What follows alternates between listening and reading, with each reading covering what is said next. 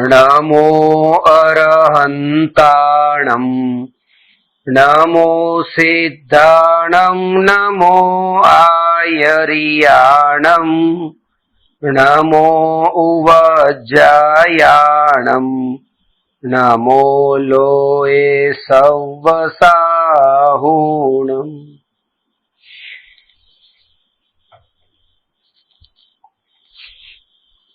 मोक्ष मार्ग प्रकाशक नवमो अधिकार सम्यक्त्वना विभिन्न लक्षणों मेळ पाना नंबर 328।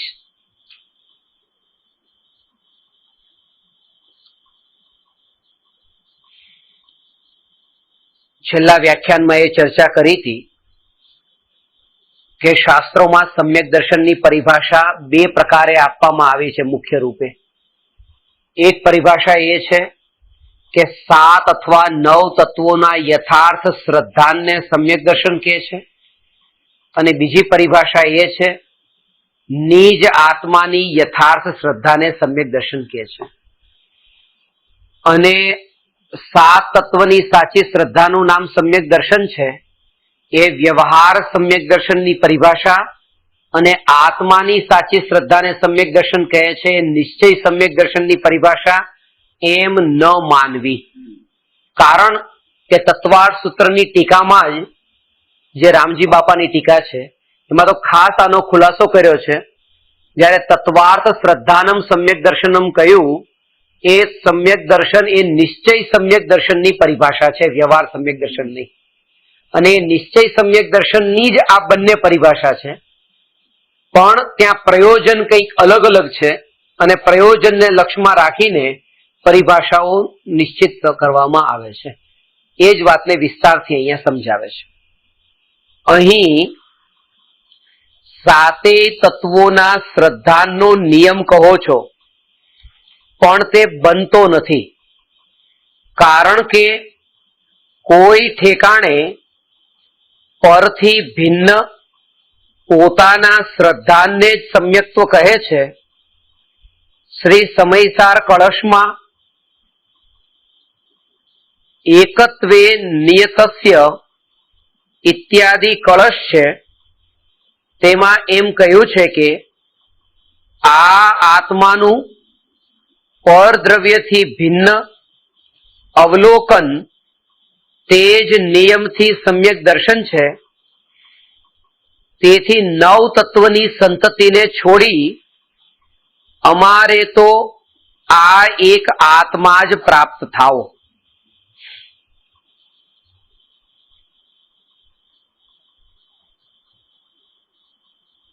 नियत है जो स्वयं के एकत्व में घनपूर्ण से, ज्ञान का वह घनपिंड पृथक है पर द्रव्य से, अमारे बीजा कोई विकल्प में पड़वू नहीं। एक आ आत्मा ज अमने प्राप्त थाव 9 तत्वों संतति ने छोड़ीने। हवे आ बीजी परिभाषा छे।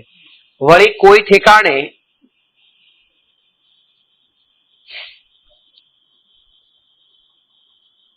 एक आत्माना निश्चयने ज सम्यक्त्व कहे छे। श्री पुरुषार्थ सिद्धि उपाय में दर्शनम आत्म विनिश्चिति एवं पद छे, तेनो पण एवो ज अर्थ छे। माटे जीव अजीवनुं ज वा केवल जीवनुं ज श्रद्धान थता सम्यक्त्व होय छे। जो 7 तत्वोना श्रद्धानो नियम होय तो आम शा माटे लखे। हवे एने उत्तरथी पेला वांची। परथी भिन्न जे पोतानुं श्रद्धान होय छे ते आश्रवादी श्रद्धांथी रहित होय छे के सहित होय छे। जो रहित होय छे तो मोक्षना श्रद्धान विना ते कया प्रयोजन अर्थे आवो उपाय करे छे। संवर निर्जराना श्रद्धान विना रागादि रहित थई स्वरूपमां उपयोग लगावવાનો उद्यम ते शा माटे राखे छे। आश्रव बंधना श्रद्धान विना ते पूर्व अवस्था ने शा माटे छोड़े छे। माटे आश्रवादीना श्रद्धान रहित સ્વ પરનું શ્રદ્ધાન કરવું સંભવતું નથી. અને જો આશ્રવાદિકના શ્રદ્ધાન સહિત છે તો ત્યાં સ્વયં સાતે તત્વોના શ્રદ્ધાનનો નિયમ થયો. વળી કેવળ આત્માનો નિશ્ચય છે ત્યાં પણ પરનું પરરૂપ શ્રદ્ધાન થયા વિના આત્માનું શ્રદ્ધાન થાય નહીં. માટે અજીવનું શ્રદ્ધાન થતા જ જીવનું શ્રદ્ધાન થાય છે. અને પ્રથમ કયા પ્રમાણે આશ્રવાદિકનું શ્રદ્ધાન પણ ત્યાં અવશ્ય હોય જ છે. તેથી અહીં પણ સાતે તત્વોના જ શ્રદ્ધાનનો નિયમ જાણવો.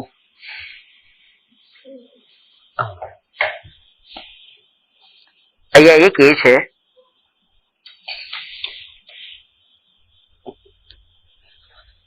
કે એવો જો આપણને ભ્રમ થતો હોય કે એકલા જીવ અને અજીવ તત્વની કે એકલા જીવ તત્વની શ્રદ્ધાનું નામ જ સમ્યક દર્શન છે, તો કે બાકીના 5 તત્વો આશ્રવ, બંધ, સંવર, નિર્જરા ને મોક્ષ, આ વાત તો કે આ રૂપે જો એક અંદરમાં શ્રદ્ધા ન હોય તો આત્મા જે છે એ આત્મા તરફ લક્ષ્ય જ ન જાય. એક વ્યક્તિએ રોટલી ખાધી તો રોટલી ક્યારે ખાધી? કે જ્યારે ભૂખ લાગી છે, આ ભૂખ દૂર કરવા યોગ્ય છે, રોટલી પેટમાં જતા તે ભૂખ દૂર થશે, આ બધી શ્રદ્ધા હતી ને. અને અત્યારે જે આકુળતા થાય છે એ આકુળતા પછી નહીં થાય, આ બધી શ્રદ્ધા હતી એટલે આ રોટલી ખાવાનું કાર્ય કર્યું. હવે એને ખાધી તો એક રોટલી છે, એમાં ભૂખ ક્યાંય વચ્ચે આવતી જ નથી, પણ અંદરમાં એ ભૂખ સમાયેલી છે કે ભૂખનો પણ નિર્ણય છે, ભૂખના દુઃખનો પણ નિર્ણય છે, એ ભૂખના દુઃખથી છૂટવા માટેના ઉપાયનો પણ નિર્ણય છે. અને એ નિર્ણયને લક્ષ્યમાં રાખીને આ રોટલીનું ખાવાનું કામ થયું છે, ગર્ભિત છે અંદરમાં. એવે ભગવાન આત્મા જેની દ્રષ્ટિમાં આવે છે એને રાગ અને દ્વેષના ભાવ દુઃખદાયક છે, એના પર દ્રષ્ટિ કરવા યોગ્ય નથી. આ શરીર જે છે એ શરીર અનિત્ય છે, એ દ્રષ્ટિ કરવા યોગ્ય નથી. એ અનિત્યતાની શ્રદ્ધા કર્યા વગર નિત્યતા ઉપર જાય કેવી રીતે? એટલે ગૌતમ બુદ્ધ જ્યારે એમના શિષ્યોને એ કબ્રસ્તાનમાં પણ મોકલતા અને સ્મશાનમાં પણ મોકલતા, એ દેખવા માટે કે જાઓ જઈને દેખો કે એ મરદા સાથે કેવા કેવા પ્રકારના કૃત્યો થઈ રહ્યા છે. એ ગીધ એ શરીરને કેવી રીતે ફાડે છે, ચીરે છે, લોહી નીકળે છે, અને એ શરીર કેવી રીતે એનું વેર વિખેર થઈ રહ્યું છે એ દેખો. અને એવો અહેસાસ કરો કે આ અંતર માત્ર સમયનું જ છે. એ જે ઘટનામાં કોઈ અંતર નથી, જે ઘટના એ શરીરમાં ઘટે છે એ જ ઘટના આ શરીરમાં પણ ઘટે છે. અંતર ખાલી સમયનું છે. ત્યાં વર્તમાનમાં ઘટે છે, આ શરીરમાં 5 વર્ષે 10 વર્ષે એ ઘટના ઘટશે, પણ એ દેખતા જ તે આ દેહ પ્રત્યેની જે આસક્તિનો ભાવ છે એ ઓછો થાય. બસ એ અનિત્યતાનો બોધ તો કર્યો, પણ હવે નિત્ય તરફ પહોંચવા માટે શું? પણ એ કે જ્યાં સુધી એ શરીરની અસારતા એ લક્ષ્યમાં ન આવે ત્યાં સુધીમાં જે વૃત્તિઓ જે છે વિષય ભોગની એ ત્યાં સુધી મોડી ન પડે. જેમ આજે આપણે ચર્ચા કરી કે આ શરીરની તે વૃત્તિ જે એવી પડેલી છે એકત્વ રૂપે, સુખ બુદ્ધિ રૂપે, એમાં કોઈ બીજું કારણભૂત છે જ નહીં. કે જો કોઈ પુરુષને કોઈ સુંદર સ્ત્રી દેખતા એમાં રાગ થાય છે, એ રાગ એ કોઈ સ્ત્રીમાં થયો જ નથી. એ પોતાના આ શરીરની સ્થિતિમાં એટલો એકત્વનો ભાવ છે કે એ એકત્વના ભાવના કારણે એ આ શરીર થકી ત્યાં પહોંચ્યો છે. આ શરીર સાધન છે. કારણ કે જેને પુરુષના શરીરમાં એટલું એકત્વ છે અને સ્ત્રીના શરીરમાં એટ્રેક્શન થશે, સ્ત્રીના શરીરમાં એટલું એકત્વ છે અને પુરુષના શરીરમાં એટ્રેક્શન થશે. આપણે ત્યાં જોઈએ છે કે હું એ સ્ત્રીમાં મોહ ન કરું. સ્ત્રીમાં મોહ શા માટે કરવો? પણ વિચાર એ કે આ પુરુષમાં હું મોહ ન કરું, કારણ કે આના કારણે ત્યાં સ્ત્રીમાં મોહ થયો છે. મેં પોતાને પુરુષ માન્યો છે, મેં પોતાને આ શરીર રૂપે માન્યો છે, અને શરીરની દરેક ક્રિયામાં એટલી તન્મયતા છે આપણે ઉપચાર બારમાં કરીએ છીએ કે હું આનાથી દૂર રહું, અથવા તો હું આંખ પર પાટા બાંધી દઉં, અથવા આવે તો હું આંખ બંધ કરી દઉં. આ ઉપચાર નથી. અનંત પરમાણુના પિંડ રૂપ જે આ દેહ છે, એ દેહથી જુદું પોતાનું સત્તા સ્વરૂપ જે અસ્તિત્વ છે, એ અસ્તિત્વનો જ્યાં સુધી વિચાર ન આવે ત્યાં સુધી જગતના કોઈ પણ પરના શરીરમાં રસ છૂટે એવું બની ન શકે. અને હકીકત તો એ છે કે જ્યારે એક સ્ત્રીને ભોગવવાનો ભાવ છે ત્યારે એક સ્ત્રી જે છે એ તો સાધન છે. અંદરની વૃત્તિ તો એ છે કે એક સ્ત્રી થકી દુનિયાની બધી સ્ત્રીઓને હું ભોગવું. એ વૃત્તિઓ અનંતાનુબંધીની એટલી દૂર દૂર સુધી જતી હોય છે. શરીરની શક્તિ નથી, વિકલ્પોને લિમિટ છે, એટલા વિકલ્પો દૂર સુધી જતા નથી. પણ વૃત્તિની મલિનતા એવી પડી છે કે શરીરની શક્તિ હોય, સમય ઘણો મળતો હોય, તો વૃત્તિ તો એવી પડી છે કે બધાને ભોગવવા માટે તૈયાર છે. લક્ષ્ય એક તરફ જાય છે, ત્યાં એક તરફ નથી. એક કારણ એ તો સાધન છે, એના થકી એ ભોગવવા માંગે છે. એટલે હજી પણ અંદર આવવાનું કે એના થકી નહીં, આના થકી એ બધાને ભોગવવા માંગે છે. એટલે અહીંથી એકત્વ ઘટે. એની અસારતા, એની અસારતાનો બોધ એ ત્યારે જ થશે. એટલા માટે 24 તીર્થંકરોએ દીક્ષા લીધી, એ ભર જુવાનીમાં લીધી.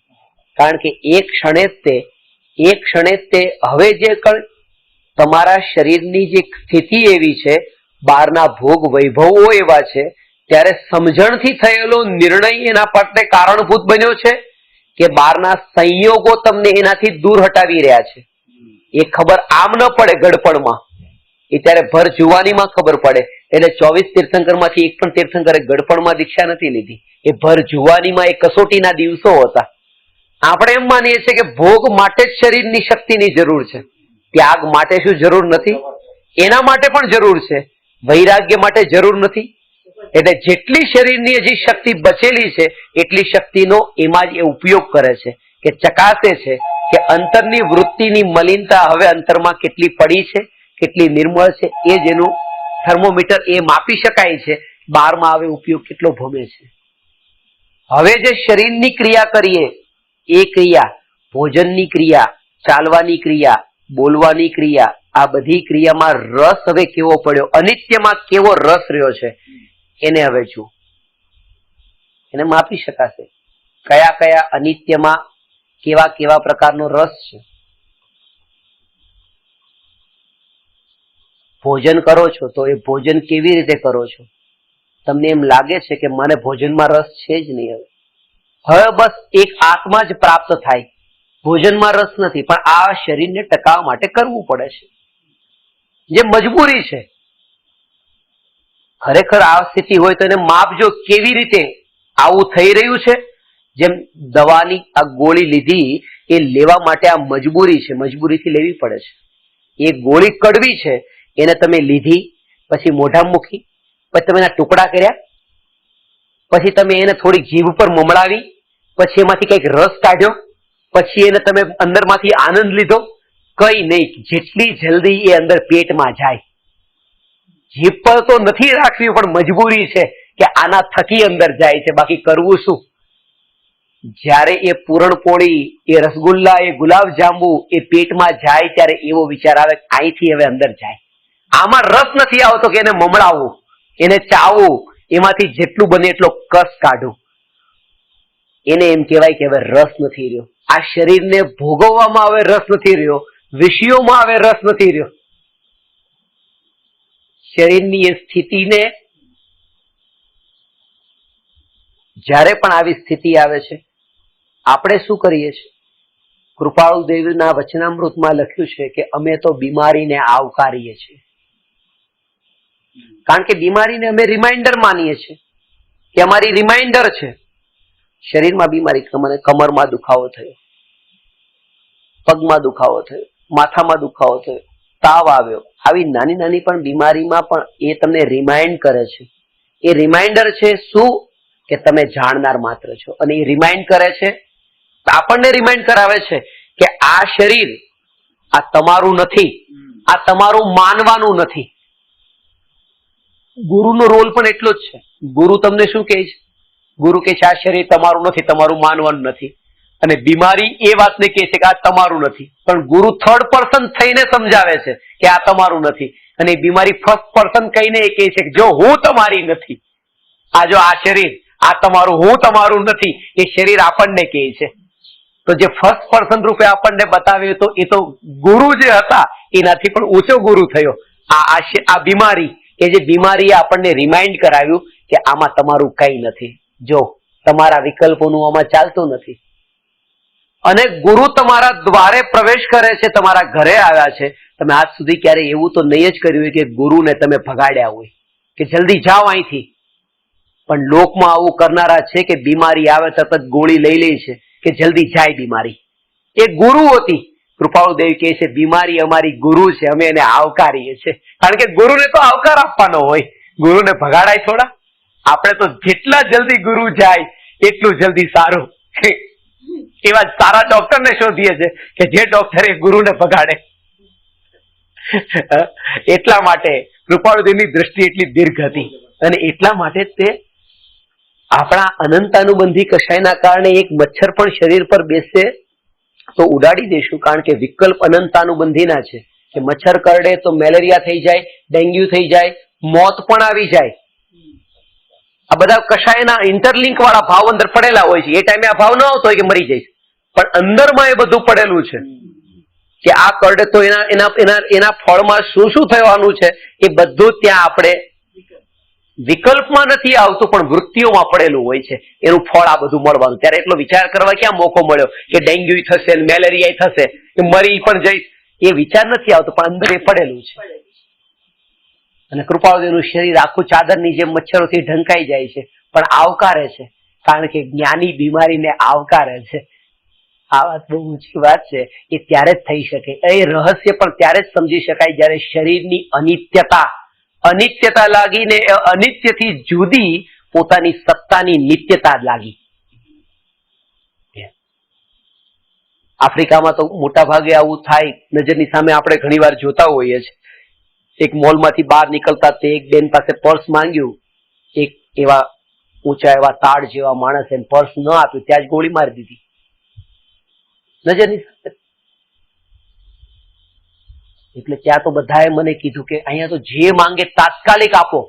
હવે તમે બિહાર ગયા અને ત્યાં જઈને બધો તમારો સામાન લૂંટાઈ ગયો અને પાછા આવ્યા, તમારા મિત્રોને વાત કરો કે આવું થયું હતું, તો બધા શું કહેશે? એક જ વાત કહેશે, જાન બચી સો લાખો પાયે. બચી ગયા ને, તમે તો બચી ગયા ને, તમે બચ્યા ને, બસ આ બધું થઈ ગયું, વાંધો નહીં, ચલો જે ગયું તે ગયું. જ્ઞાનીની આ દ્રષ્ટિ છે. જાન બચી સો લાખો પાયે. શરીર કપાઈ જાય, ચિરાઈ જાય, બીમારી આવી જાય, ડેન્ગ્યુ થઈ જાય, મોત પણ આવે, પણ જાન બચી સો લાખો પાયે. હું આત્મા સત્તા સ્વરૂપ બચ્યો, બસ મને કઈ નથી. એ સત્તા સ્વરૂપ આ જાન બચી સો લાખો પાયે. જે શરીરમાં થવું હોય થઈ જાય. મચ્છર આવીને કરડો હોય તો કરડી જાય. જાન બચી સો લાખો પાયે. એ જાનનો અર્થ એ ત્રિકાળી સત્તા સ્વરૂપ છે. શાસ્ત્રોમાં 3 નહીંનું વર્ણન આવે છે. જ્ઞાન નહીં, અર્થ નહીં અને શબ્દ નહીં. આજે સત્તા સ્વરૂપની મારે જે ચર્ચા આજે કરવી છે એ હું તમને કહું છું. આજે સત્તા સ્વરૂપનો શું અર્થ છે?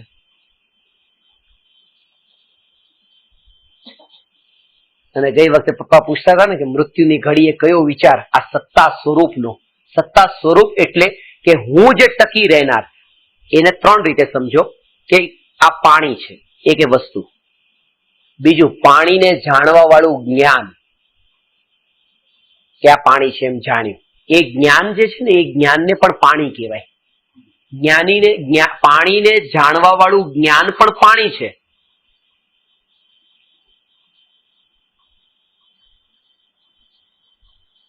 અને પાણી, પ ને કાનો પા, ન અને દીર્ઘાઈ ણી, આ પાણી, એને પણ પાણી કહેવાય. હું તમને કહું પાણી તરફ નજર કરો, તમે ત્યાં નજર કરી તો પાણી તરફ કરી છે ને, અહીંયા પાણી લખેલું હોય ત્યાં તમારું ધ્યાન જાય તો મારી નજર પાણી ઉપર જ છે.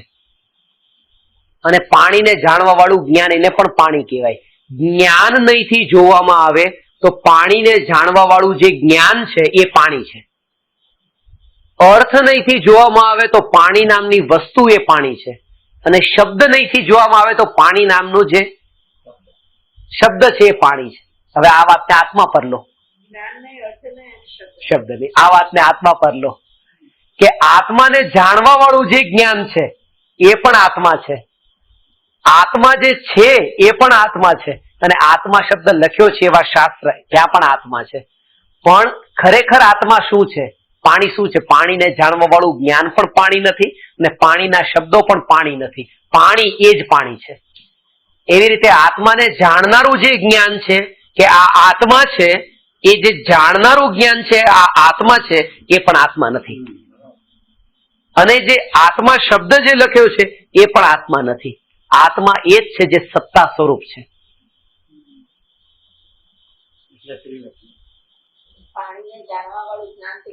હા, અને આ બંનેમાં હજી સૂક્ષ્મ રહસ્ય છે.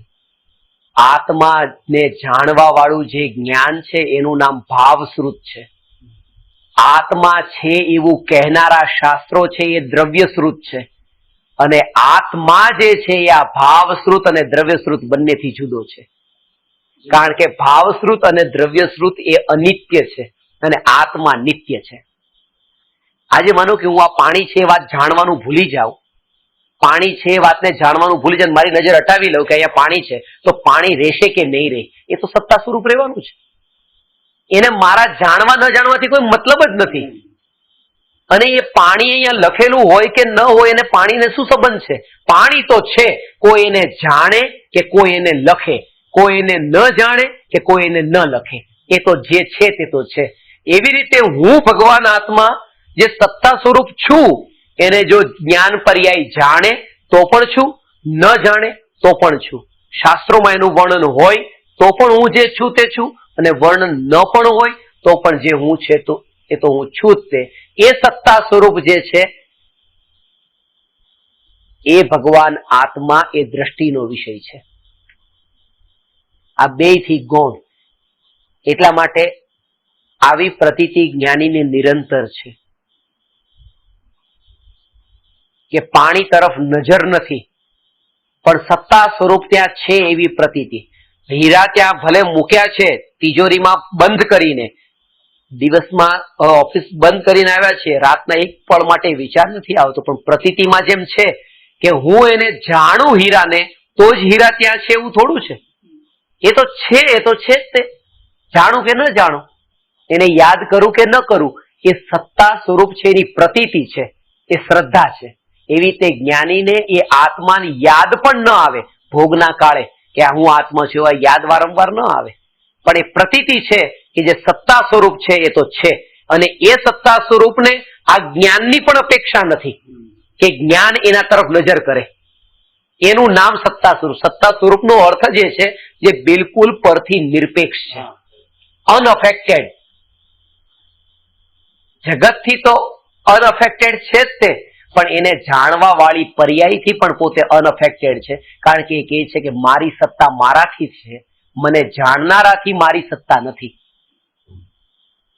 એવું જે સત્તા સ્વરૂપ ભગવાન આત્મા તે હું છું, એ હું છું.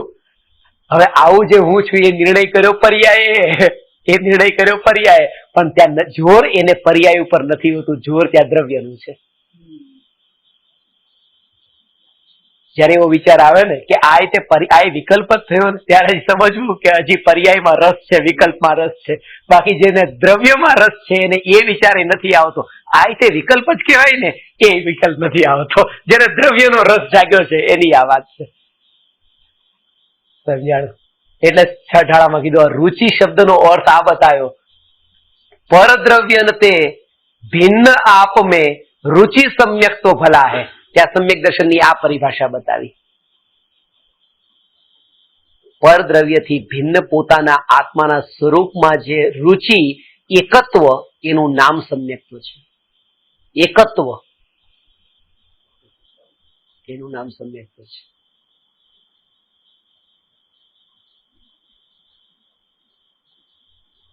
પરદ્રવ્ય તે ભિન્ન આપ में रुचि सम्यक तो भला है. भिन्न आप में,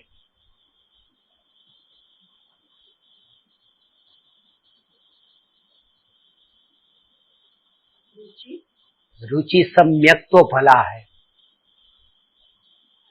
पर द्रव्य न ते भिन्न आप में, रुचि सम्यक तो भला है, आप रूप को जानपनो सो सम्यक ज्ञान कला है, आप रूप में लीन रहे थिर सम्यक चारित सोई, अव्यवहार मोक्षमग सुनिए हेतु नियत को होई, पर द्रव्यंते भिन्न आप में रुचि सम्यक तो भला है, आप रूप को जानपनो सो सम्यक ज्ञान कला है। આ જ્ઞાનની કળા છે, આને કળા કીધી, આ કળા કીધી। પર વિષયોમાં જે વપરાતું જ્ઞાન એ કોઈ કળા નથી। આમ તો બધાને જ્ઞાન છે જ તે, સારા મને રોટલી બનાવતા આવડે છે, મને વેપાર કરતા આવડે છે, મને આ આવડે છે, આ આવડે છે, આ આવડે છે, બુદ્ધિ જ છે, જ્ઞાન જ છે। એક વ્યક્તિએ શેર બજારમાં બહુ મોટું કૌભાંડ કર્યા પછી મને મળ્યા ત્યારે મને એમણે એ જ કીધું કે દુનિયામાં લોકો કરે છે શું, પોતાનું જ્ઞાન જ વેચે છે, દુકાનમાં માલ કોઈ વેચતો જ નથી, કરિયાણાની દુકાનમાં કોઈ માલ નથી વેચતો, એનું બુદ્ધિ વેચે છે, એને એટલી બુદ્ધિ ચાલી, હીરા વાળો એ હીરા વેચે છે, એની બુદ્ધિ વેચે છે, એને એટલી બુદ્ધિ ચાલી, શાકભાજી વાળો શાકભાજી નથી વેચતો, એની બુદ્ધિ વેચે છે, દરેક વ્યક્તિ પોતાના જ્ઞાનને જ વેચે છે। અમે મારું જ્ઞાન વાપર્યું છે, મારી પાસે આ તાકાત હતી કૌભાંડ કરવાની, એને પણ એમ લાગતું નથી કે આમાં ખોટું કઈ કર્યું, મારી પાસે કળા છે। અને અહીંયા એ કહે છે કે આપ રૂપ કો જાનપનો સો સમ્યક જ્ઞાન કલા है, કળા તો છે।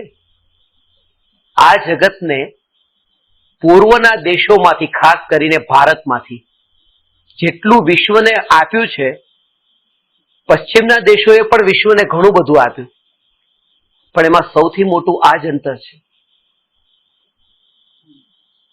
પૂર્વએ જો કંઈ આપ્યું હોય તો એ ચારિત્ર આપ્યું છે, અને પશ્ચિમે કંઈ આપ્યું હોય તો એ વિચારો આપ્યા છે, એકલા વિચારો જેમાં ચારિત્ર નહોતું।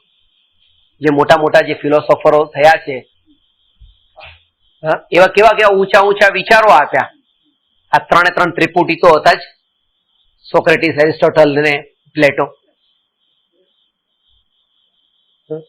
કાન્ટ, રસ્કિન, ટોલ્સ્ટોય, આ બધા એવા એવા થયા કે જેમણે ઘણું બધું આપ્યું। જ્યોર્જ બર્નાર્ડ શો, આ પણ ચારિત્ર જે અહીંયા ભારત દેશમાંથી જે આવ્યું એવું આખા જગતમાં ક્યાંય નથી, એને ચારિત્ર આપ્યું, એવા એવા મહાપુરુષો એ જ। એશિયા શબ્દ પણ જે બન્યો છે ને એના ઉપરથી જ બન્યો છે।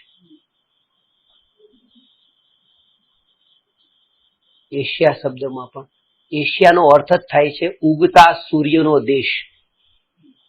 એશિયાનો અને જાપાનનો એક જ અર્થ છે, ચીનની ભાષામાં બંનેનો એક જ અર્થ છે ચાઇનીઝમાં, અને એનો એ જ છે કે ઉગતા સૂર્યનો દેશ, જ્યાંથી સૂર્ય ઉગે છે, અને એનાથી બિલકુલ ઉલટો અર્થ યુરોપનો છે, આથમતા સૂરજનો દેશ, એ યુરોપ છે, એનો મિનિંગ જ એ થાય છે। અસુ શબ્દ મૂળ છે, અસુ ઉપરથી આ બન્યો છે એશિયા।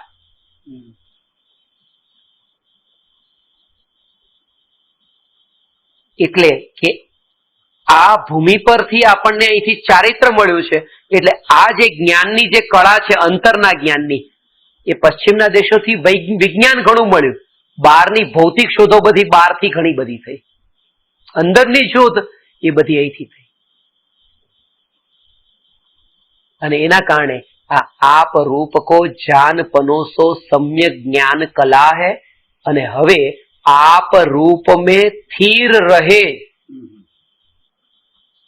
सो सम्यक ज्ञान सम्यक चारित हो सोई, आप रूप में लीन रहे थिर सम्यक चारित सोई, लीन रहे थिर, लीन रहे थिर, हाँ बिल्कुल अनपर्टब स्टेट, સમ્યક ચારિત સોઈ. હા, સ્થિર એટલે સ્થિર. સ્થિર. હા, એ તો સ્થિર. હા, એ ત્રણ સમ્યક દર્શન, સમ્યક જ્ઞાન, સમ્યક ચારિત્ર ની આ પરિભાષા. સોઈ.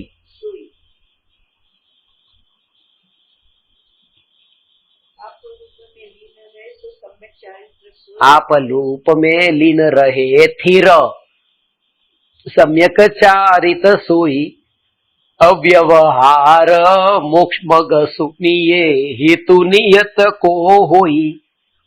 अब એ બધું 6 ઢાળમાં લખ્યું છે, એનું વિસ્તારથી આ બધું, પણ આનો ખાલી ભાવ આપણે સમજવાનો છે કે આપણે જેને સમ્યક દર્શન કહીએ છીએ, સમ્યક જ્ઞાન કહીએ છીએ અને સમ્યક ચારિત્ર કહીએ છીએ, અહીંયા અલૌકિક માર્ગમાં એની વ્યાખ્યા અલગ છે. જે આપણે પોતાની શ્રદ્ધાને એમ માનીએ છીએ કે 12માં શ્રદ્ધા કે નહીં, અંતરની શ્રદ્ધા, અને અંતરની શ્રદ્ધામાં 12ની શ્રદ્ધા સમાયેલી છે. ત્યાં સમજાણું એ જ છે. એટલે એક ક્ષણ માટે પણ એ વિકલ્પ જો ઉઠ્યો કે આ જીવ આવો છે કે આવો છે કે આવો છે, ત્યાં અંદરમાં એ જાગૃતિ રે, આટલા અંશે પોતાની પરિણતિમાં હજી મલિનતા પડેલી છે. એની માપવાનું સાધન એ છે કે 12ની આપણને ખબર પડે છે, 12થી ખબર પડે છે કે કોના કોના વિષયોમાં, કોઈ કઈ વ્યક્તિમાં, કઈ કઈ ઘટનામાં, ક્યાં આપણે કેટલા ઊંડાણમાં ગયા. જેટલા ઊંડાણમાં ગયા એના ઉપરથી ખબર પડે કે અહીંની અંદરની સ્થિતિ આપણી કેવી છે. એક સત્ય સાઈ બાબા થયા, જે સચિન તેંડુલકર ને ગાવસ્કર ને બધાના ગુરુ. હા, જયારે બેંગ્લોરની એક યુનિવર્સિટી એક સ્ટેટમેન્ટ આપ્યું હતું, ત્યારે એમણે પત્રકાર પરિષદ બોલાવીને એનો જવાબ આપ્યો હતો. એનું એટલું જ કહેવું હતું બેંગ્લોરની યુનિવર્સિટીના કુલપતિનું કે જો સત્ય સાઈ બાબા સાચા હોય તો સિદ્ધ કરીને બતાવે, પ્રમાણ આપે, પ્રૂવ કરે. અને આ પ્રૂફ જયારે માંગ્યું ત્યારે સત્ય સાઈ બાબાએ પત્રકાર પરિષદ બોલાવીને એનું સ્ટેટમેન્ટ આપ્યું. એના છાપામાં પણ અત્યારે પણ છે કે કૂતરાઓના ભોંકવાથી ચાંદ તારા જમીન પર નથી આવી જતા. બહુ મોટો ઝટકો લાગ્યો. કોણ મારું પ્રૂફ માંગે મારી પાસે કે હું સાચો? કૂતરાના ભોંકવાથી ચાંદ તારા જમીન પર નથી આવી જતા. ખરેખર નથી આવી જતા, વાત સાચી છે. પણ ચાંદ તારા એ વિચાર પણ નથી કરતા કે કૂતરાના ભોંકવાથી અમે નીચે નથી આવતા. જયારે ચાંદ તારા એ વિચાર કરે ને કે કૂતરાના ભોંકવાથી ચાંદ તારા જમીન પર નથી આવતા, ત્યાં જે ચાંદ તારા જમીન પર આવી ગયા, એને એ પણ વિચાર નથી. અને પછી નક્કી પણ કેમ કરવું કે કોણ કૂતરા ને કોણ ચાંદ તારા? આ બધા પોતાના મનની. ખાસ મારે આમાં એક વાત એ કેવી છે કે જો તમે અંતરમાં પામ્યા છે તો કોઈ ભસતો કૂતરો તમને દેખાતો નથી, પરમાત્મા સિવાય કઈ ન દેખાય. આ તમારી પ્રાપ્તિની નિશાની છે કે બીજા થકી ખબર પડશે તમે બીજાની સાથે કેવી રીતે વ્યવહાર કરો છો, તમે એને કેવા રૂપે માનો છો, તમે એને કેટલો કીડા મકોડા રૂપે જોવો છો, તમે એને પરમાત્મા રૂપે જોવો છો. એમાં તમે એને માન નથી આપતા, તમે તમારી પોતાની સ્થિતિ બતાવો છો કે જો નજર પણ પરમાં ક્યારેક જાય છે તો હવે એવા રૂપે તો જતી જ નથી કે આ કીડા મકોડા કે આ પાપી ત્યાં પણ. અને આજ તો જૈન દર્શનની વિશેષતા છે, બીજા જીવો પ્રત્યેની તમને કરુણા, દયા, આ બધા ભાવ એ તો અન્ય દર્શનોમાં પણ છે. યુરોપમાં એક એવા વૈજ્ઞાનિક થયા, એ નાની ઉંમરમાં હતા, એમણે પોતાની જીવનની કથામાં આ વાત લખી છે કે જયારે નાનો હતો ત્યારે નિશાળે જતો તો નિશાળે જતા વખતે તેમણે એક ઘટના જોઈ કે એક પહેલવાન જેવો માણસ બીજા પહેલવાન જેવાને મારતો હતો, અને એ પણ સેના વડે? બેટ વડે. હાથમાં બેટ મોટું એવું, ને બેટ થી મારે, અને કે મારાથી આ દેખાયું નહીં. એટલે તરત જ એ પહેલવાનની પાસે જઈને મેં કીધું કે તું આને કેટલા બેટ મારવાનો છો બોલ? તો કે કેમ? કે જો 50 બેટ મારવાનો હોય તો એક બેટ મને મારી દે. ખબર છે કે એક બેટ મને પડશે એટલે હું મરી જ જવાનો છું. પણ પેલા એ 50 જો ખાવાના હતા તો હવે 49 જ ખાવા પડશે ને, એક તો ઓછું ખાવું પડશે. એ ભાવ કે મને ત્યારે આવ્યો હતો. પોતે માંસાહારી હતા, દારૂ પણ પીતા હતા. મારે તમને એ વાત બતાવી છે કે આવી કરુણા કે હું મરવા પણ તૈયાર થાવ પણ એને એક બેટ ઓછું પડે, આવી કરુણા માંસ ખાનારાને દારૂ પીનારાને પણ આવે છે. આ જૈન દર્શનની વિશેષતા ન હોય કે બીજા જીવ પ્રત્યેની કરુણા. વિશેષતા તો એ છે કે એ પણ પરમાત્મા, બસ કરુણાનો કોઈ પ્રશ્ન જ ઉભો થતો નથી. એટલે ભગવાને જે વાત કીધી કે કરુણાની વાત આવી ક્યાંથી, જયારે કંઈક નીચા જેવું લાગ્યું ને ત્યારે ને એ પરમાત્મા જ દેખાડો તો કરુણા આવતી નથી. આજ વિશે મહાત્મા ભાવ એ પોતાને જે આવે, પરમાત્મા તત્વની મહિમા જેને આવી હોય ને, આ મહિમાની વાત છે. એને આજ તો વિશેષતા છે કે હું પોતે પરમાત્મા છું, હું પોતે પરમાત્મા છું, એ પણ પરમાત્મા છે. એની સામે આ જે કરુણાનો ભાવ છે બહુ ફીકો છે પછી, પણ એ મહિમા આપણને નથી. જો તમે ભગવાનના દર્શન કરવા માટે અંદર પ્રવેશ કર્યો, ઘણી મોટા ભાગે ઘણા બધા મંદિરોમાં પણ એવી રીતે મોટા મોટા ફોટાઓ પણ લાગેલા હોય, ફોટાની નીચે એ વ્યક્તિઓના નામ પણ લખ્યા હોય, જેણે એને ડોનેટ કર્યા હોય, બધા એ રીતે લાગેલા હોય. તમને પરમાત્મામાં મહિમા ભાવ છે? આ છે, પૂરેપૂરો છે કે છે? તો જેને પરમાત્મામાં એવો મહિમા ભાવ હોય એને એટલી તો ખબર પડી ને કે આ જે નામ છે આ તો ચામડાનું છે અને એ વિતરાગી પરમાત્મા છે જે સામે છે. અને મને જો એ ભાવ છે કે મારી દ્રષ્ટિ એ પરમાત્મામાં જ રહે, તો એ જીવને એવો ભાવ કેમ આવે કે કોઈ બીજા જીવની દ્રષ્ટિ એમાંથી હટીને ચામડાના નામ પર જાય? જો એને મહિમા આવી હોય પરમાત્માની તો એને બીજા માટે પણ એ જ ભાવ આવશે, જો પોતે સમજ્યો હોય કે ના બીજાના ભાવ નજર પણ આ નામ પર ન જાય, બસ મારું નામ મારે ત્યાં જોઈએ જ નહીં. કારણ કે અંદરમાં એક દ્રઢતા આવી છે કે પરમાત્માથી નજર હટીને આમ નહીં જોઈએ. અને જો હજી એ ભાવ ન આવતો હોય તો સમજવું કે હજી પરમાત્માની મહિમા નામ માત્રની છે, અંદરથી ભાવથી નથી. આ ભાવથી આવતી મહિમાનો અર્થ એ છે કે પરમાત્મા ઉપરથી ઉપયોગ કોઈનો હટ્યો અને એ હટ્યો ને સીધો આ ચામડાના નામ પર જાય, આ મારે નહીં જોઈએ. અને આટલો તો સ્વીકાર અત્યારે થાય કે મને હજી આટલી મહિમા નથી આવી, સ્વીકાર કરી લે, તો પણ હજી ધર્મની શરૂઆત થવાની સંભાવના છે. સ્વીકાર તો કરે સરળતાથી કે હજી મારી સ્થિતિ આવી છે. ધર્મની શરૂઆત જ સરળતાથી થાય છે, બીજું કઈ નથી. ગયા અઠવાડિયે આખું પ્રવચન પપ્પા ઉપરનું હતું ઉમરાળામાં, એમાં એ જ આ જ વાત બતાવી હતી, સરળતાના ઉપર જ વાત કરી હતી કે સરળતા જે છે, સરળતાના સદગુણો તમે એ વ્યક્તિની બાજુમાં પણ બેસો તો તમને ઘણું શીખવા મળી જાય. કે કઈ તમને બોલતા ના હોય, મોઢેથી ટીચ ન કરતા હોય, પણ તમે જો શીખવું હોય તો ક્યાંયથી પણ શીખી જાઓ. એ વ્યક્તિ એક વાક્ય બોલે છે ને એક વાક્ય બોલીને ભૂલી જાય, એમને પણ યાદ ન હોય, પણ એ વાક્ય મેં પુસ્તકમાં લખીને એના ઉપર 50 પાના લખ્યા છે કે પારકામાં પડવું શું કામ, એનો મોક્ષ ક્યારે થવાનો છે, એના ઉપર એનાલિસિસ કરીને એ બોલીને ભૂલી જાય કે મેં શું કીધું હતું. પણ મને ખબર છે શીખવું હોય તો તમે બધેથી ક્યાંયથી પણ શીખી શકો, પ્રાપ્ત કરવું, પણ શરૂઆત ત્યાંથી થાય, સરળતાથી શરૂઆત થશે, સરળતાથી. જયારે શરૂઆતમાં મારી પાસે છત્રીના પણ પૈસા નતા, કપડા જયારે બદલીને જયારે કોઈના ઘરે ભણાવવા જતો તો એ ભીના કપડા તો એક જગ્યાએથી બીજી જગ્યાએ જઈએ, ભીના કપડા થયા હોય, તમારા બિલ્ડિંગમાં પણ એવી રીતે નીચે વોચમેનના રૂમમાં સૂકા કપડા પહેરી લીધા, તે પ્લાસ્ટિકની થેલીમાં સૂકા પણ સાથે લાવ્યો છું, એ પહેરીને ઉપર આવ્યો, પછી પાછો નીચે ગયો અને પછી જે ભીના હતા પાછા પહેરી લીધા, પછી બીજી જગ્યાએ ગયો, પાછા ત્યાં બદલી નાખ્યા વોચમેનના રૂમમાં અને પાછા સૂકા પહેરીને ઉપર ગયો. પણ થોડાક તો ભીના રહી ને, થોડા અંદર કપડા ભીના થયા, થોડા તો રહી. અને જયારે કોઈના સમયસાર ઉપર પ્રવચન ચાલતું હોય, સોફા ઉપર બેસું કે સાહેબ એક કામ કરો, લાકડાની ખુરશી પર બેસું, ક્યાંક તમને શરદી પકડાઈ જશે તો કે એવી થઈ જશે આ ચોમાસાની ઋતુમાં કે જશે નહીં, પછી મારી શરદીની કોઈ ચિંતા નથી, આ સોફા ભીનો ન થવો જોઈએ. આ સમયસાર પર એ વખતેના અનુભવો છે કે સરળતાથી ધર્મની શરૂઆત થાય છે.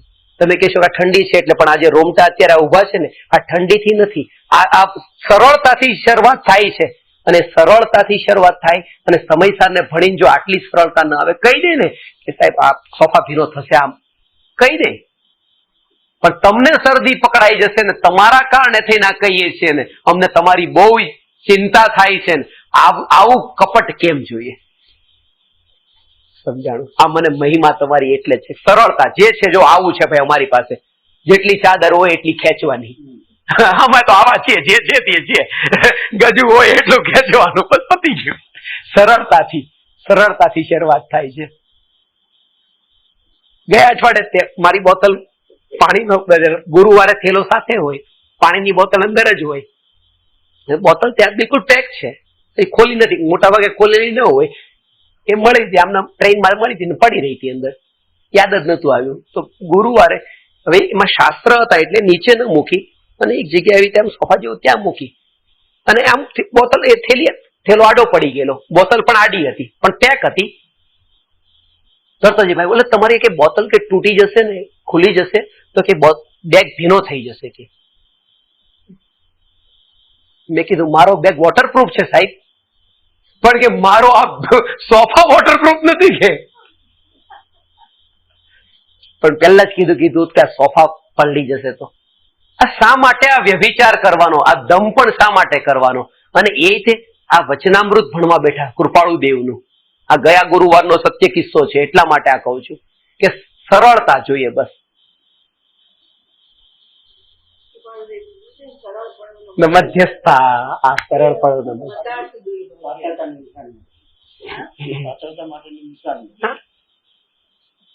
મને રસ પડે છે અત્યારે, મને રંગીન કપડા પહેરવામાં રસ પડે છે, મને રસ છે. જો પરદેશમાં એ ટાઈ મારી થોડી આમ ત્રાસી હશે તો મને નથી ગમતું. મારે હું દર્પણમાં 10 વાર જોઈ લઉં છું કે ટાઈ બરાબર છે કે નહીં. રસ પડે છે પણ હું એમ કેમ કહું કે મને રસ જ નથી રહ્યો સંસારના વિષયના ભોગમાં. જેટલું છે એટલો સ્વીકાર થાય.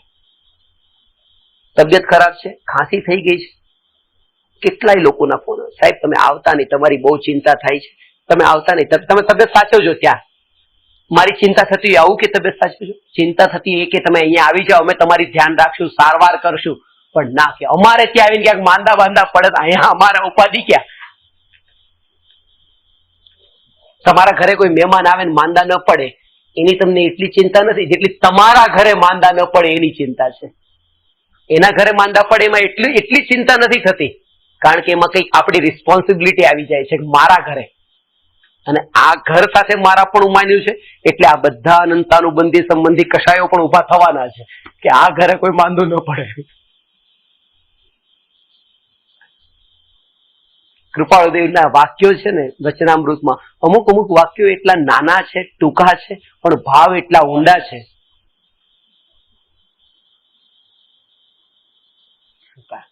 અને એ જીવને સમયસર ન પચવાના કારણો પણ આ જ હોય કે બધું જ બાયહાટ થતું હોય, ગાથાઓ બાયહાટ થતી હોય, પણ જો આવી સરળતા પણ ન હોય પચે નહીં. અને એને એમ લાગતું હોય કે હું બીજા સાથે છળ કરું છું. છળ પોતાના સાથે જ થતો હોય અંદરમાં. માયાનો ભાવ પોતાની સાથે છે, કારણ કે બીજા માટે કોઈ ભાવ નથી, આ બધા ભાવ પોતાના માટે છે. મેં તમને આજે વાત કરી, એક ભાઈએ મને વચન આપ્યું આજ સવારે ફોન કરીને બકરાનું, કે હું આજથી બકરાનો વધ નહીં કરું. મુસ્લિમ છે, મારા સંપર્કમાં છે, 40 વર્ષથી દર વર્ષે બકરાનો વધ કર્યો છે, 1 વર્ષ પણ છોડ્યા વગર. આજથી કે હવે બસ બંધ, હવે જીવો ત્યાં સુધી નહીં. ધન્યવાદને પાત્ર છું કીધું. ખૂબ આનંદ થયો. કેવી રીતે આ પ્રેરણા મળી? આજ સુધી 40 વર્ષથી કહેતા હતા કે બકરાને જન્નતમાં મોકલવો છે, અલ્લાહ પાસે મોકલવો છે, એને સુખી કરવો છે, એના હિત માટે. પણ એમને વાત કરી કે હવે એક પણ દાંત રહ્યા નથી, એટલા માટે હવે વધ કરવાનું બંધ કરી દીધું. માંસને ચાવવાની તાકાત મારામાં નથી રહી. આજે મને ખબર પડી કે બકરાના હિત માટે તો હું બલીનો બકરો ચડાવતો જ નહોતો, આ પોતાના રસને પોષવા માટે. હવે દાંત જ નથી રહ્યા મારે. હવે કરવું તો શેના માટે કરવું આ બધું? હવે ખબર પડે છે કે આ 40 વર્ષ કોઈ બીજા માટે નહીં, આ મારા પોતાના માટે કર્યું હતું.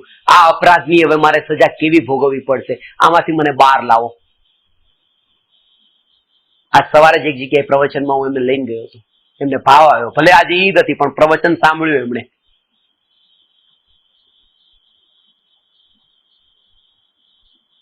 વાત એ છે કે બીજાના હિત માટે આપણે કંઈ કરતા નથી, પોતાનો જ રસ પોષવા માટે બધું કરીએ છીએ.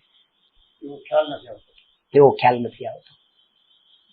હું શું કરું? હસબન્ડની સાથે બહાર જવાનું હોય તો તૈયાર થવું જ પડે ને. હવે હસબન્ડ કે તૈયાર થવું પડે, પણ હસબન્ડ તમને બધું નથી કેતો આમ તૈયાર થજે ને આમ તૈયાર થજે ને આમ તૈયાર થજે. એ બધું જે તૈયાર થવાનું એ પોતાનું સિલેક્શન છે. ખાલી એમણે તો એક વાક્ય કીધું હતું, પણ એના કારણે થઈને તો દોડવું હતું, ઢાળ મળી ગયો છે. હવે દોડો. શરૂઆત સરળતાથી. આજે જે વાત કેવી છે ને એમાં એ છે કે બધું જાણ્યું આપણે મોક્ષમાર્ગ પ્રકાશક, પણ જો પચશે તો ત્યારે, જો સરળતા હશે તો. બીજી વાત કે જે કંઈ પણ ભાવ થાય છે એમાં મારા પોતાના જ વિકલ્પ છે, બીજો કોઈ એમાં જવાબદાર નથી. કુંકુંદાચાર્ય પોતે કહે છે, એ સ્થિતિએ પહોંચેલા. અમૃતચંદ્ર આચાર્ય કહે છે તમે બહુ ભલા છો એટલે આ શાસ્ત્ર થોડું લખાય છે.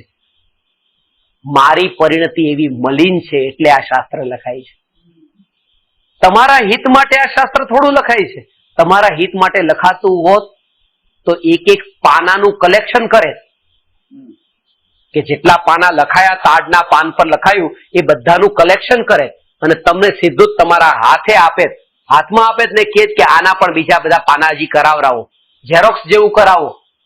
તો તમારા માટે કરવાનું હોત તો આ તો એક પાનું એક ઝાડ નીચે લખાયું મુકાઈ ગયું, પછી બીજી જગ્યાએ નીકળી ગયા. એ તાડના પાનના કલેક્શન કરવાનું કામ પણ સાધુનું નથી, તો પૈસાનું કલેક્શન કરવાનું કામ ક્યાંથી હોય સાધુનું? ધર્મ માટે. આટલી, અને એ જ કારણ છે 96 વર્ષ 10 મહિના ને 15 દિવસનું આયુષ્ય હતું કુંકુંદાચાર્યનું, પણ એ 96 વર્ષના ગાળામાં 84 શાસ્ત્રોની રચના કરી. આ સમયસાર તો એક છે 84 પાહુડ. એમાંથી આ આંગળીના વેઢા પણ વધારે થાય એટલા જ ઉપલબ્ધ છે, અને એમાંય વચ્ચેની કોઈની તો ગાથાઓ પણ નથી. સમયસારમાં પણ અમુક વચ્ચે એક બે ગાથા એવી છે કે જે થોડી મિસ થઈ હોય એવું લાગે છે. કારણ કે વચ્ચે જેમાં તમે કીધું મોહ છે, રાગ છે, દ્વેષ છે, પછી રાગ ન હોય, મોહ ને દ્વેષ હોય તો ત્યાં એમ લાગે કે આ તો બધામાં હતું, આમાં જ કેમ નથી? આ ગાથામાં જ કોઈ ઝાડના પાન નીચે લખ્યું હોય એટલે ઝાડ નીચે લખ્યું ઉડી ગયા હોય પત્તા, એક પત્તું ઉડી ગયું, શું થાય? પણ એ જીવ પણ એ સ્વીકાર કરે છે કે તમારા માટે નહીં, આ પરિણતિની મલિનતાના કારણે જ આ થયું. તો હવે જે શું થાય છે, હવે ઉપચાર કરવાનો જે રહે છે બધો પોતાનામાં જ રહે છે, બહારમાં ક્યાંય નહીં.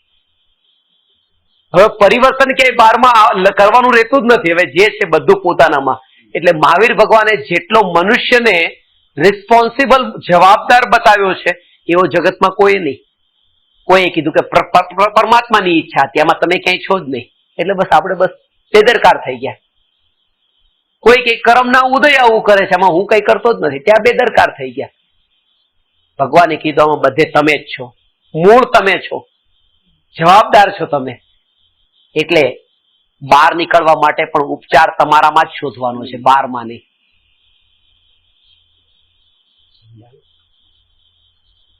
અનિત્યતાનો બોધ થયા વગર અજીવ છે એ અજીવ રૂપે લાગતું નથી, અને અજીવ જ્યાં સુધી અજીવ રૂપે લાગતું નથી ત્યાં સુધી જીવ જીવ રૂપે પણ લાગતું નથી. ત્યાં તમારું પ્લાનિંગ પણ પછી એવી રીતે થતું નથી. આ જે બધા પ્લાનિંગ બધા ગોઠવેલા છે, એ બધા જે વિચારો આવે છે એક આશાના બળ પર. અમુક તમે પ્લાન કર્યા, અમુક પ્રોપર્ટી તમે લીધી, વર્ષ પછી એનો ભાવ વધી ગયો, પછી એને વેચી, પાછી કોઈ નવી લીધી, ભાવ વધ્યો. આ જે અનુભવો જે જીવનના થાય છે, એ જીવનના અનુભવો તમને એક શ્રદ્ધાનું બળ આપે છે કે કરો, આજ કરવા જેવું છે. અનુભવથી શીખ મળતી જાય છે, ઇનડિરેક્ટલી ખબર નથી પડતી, પણ અંદર અંદર અંદર એક કોન્ફિડન્સ આવતો જાય છે, બરાબર છે. એ છુપો છે, પણ એ અંદરમાં વિશ્વાસ આવે છે, વિશ્વાસ આવે છે કે એના કારણે નહીં થાય, એ વિશ્વાસ આવે છે. આજે હળદર વાળું દૂધ પીધું એટલા માટે આ કફ થઈ ગયો કે એવું નથી. આના પહેલા કેટલી વાર પીધું તું એટલે તો આ નથી થયું, એનું કારણ કોઈ બીજું છે. એક વિશ્વાસ બેઠો છે ને, પેલાનો અનુભવ એ શ્રદ્ધાનું કારણ બને છે. આટલો અનુભવ છે મારી પાસે, એના કારણે તો આવું થતું જ નથી. એ શ્રદ્ધા અંદરમાં તૈયાર થતી હોય છે, એ ખબર નથી પડતી. એક આશાના બળ પર જ ત્યાં જીવન જીવાય છે, બીજું કઈ નહીં. એક આશાના બળ પર કે કાલે આ વિકલ્પની પૂર્તિ થશે એના બળ પર આજનું જીવન જીવાય છે. અને વિકલ્પની પૂર્તિનો આનંદ જેટલો નથી એટલો એ વિકલ્પની જે પૂર્તિ થવાની જે આશામાં જે જીવન જીવાય એ વધારે આનંદદાયક લાગે છે. થશે ને? કારણ કે ત્યાં હજી કંઈક કરવા પણ લાગે છે કે આગળ જતા કામ થશે, પણ થઈ ગયા પછી તો કઈ લાગતું નથી કે હવે શું.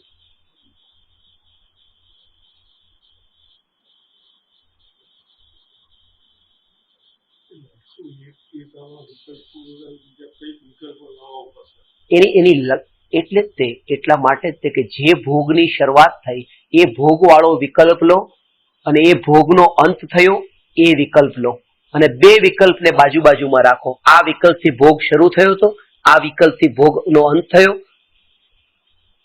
વિચાર કરજો, બે વચ્ચેનું કોઈ કનેક્શન જ નહીં હોય અને એ બેની વચ્ચે ક્યાં ક્યાં ક્યાં ક્યાં વિકલ્પ ફરી ફરી આવ્યા હોય, ત્યાં છેલ્લો અંત ત્યાં હોય કે આનું આની સાથેનું કોઈ સંબંધ જ નથી. એટલે મેં તમને એક એક્ઝામ્પલ આપ્યું ને, કૂતરો યાદ કરો. કૂતરો તરત જ તમારા કોઈ મિત્ર યાદ આવ્યા જેના ઘરમાં કૂતરો હતો. એ મિત્રનું શહેર યાદ આવ્યું. આ લિંક છે, એની લિંક. અને એ લિંકનું કારણ છે વૃત્તિની મલિનતા. પાછી એ ઉદય તો છે જ તે, પણ વૃત્તિની મલિનતાના કારણે એ વિકલ્પ ઉઠ્યો છે. કારણ કે વિકલ્પ પકડમાં આવ્યો છે. કુંદકુંદાચાર્યને પણ વિકલ્પ હતા, પણ એના તરફ લક્ષ નતું જતું. આ લક્ષ્ય જાય છે, પકડમાં આવે છે, સુખ દુઃખનું વેદન એ થાય છે, એમાં તન્મયતા પણ થાય છે. એનો અર્થ એ છે કે વૃત્તિની આ એવી મલિનતા છે કે જેના કારણે આ થઈ રહ્યું છે.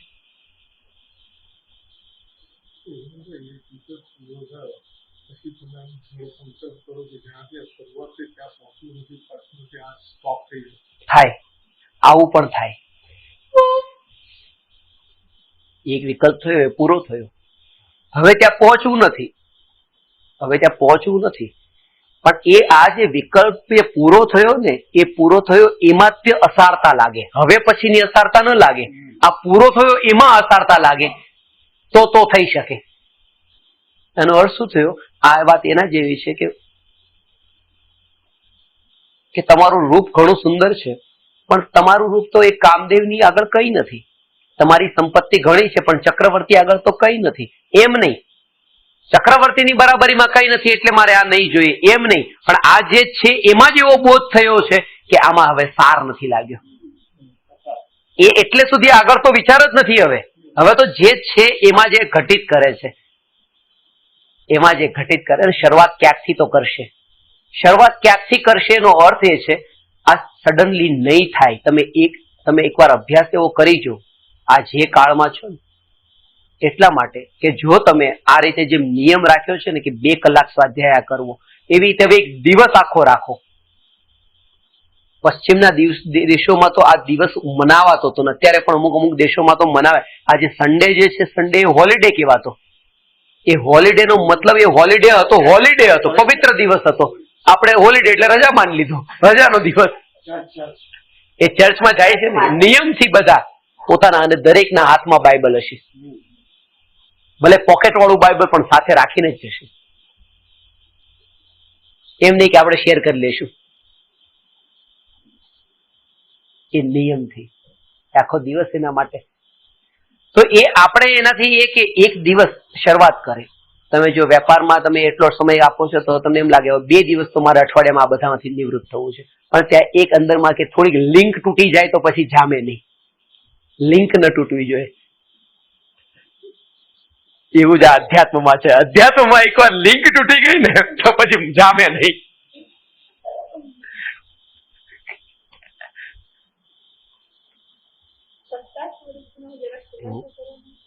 આ જે ભગવાન આત્મા છે, હું જે ભગવાન આત્મા,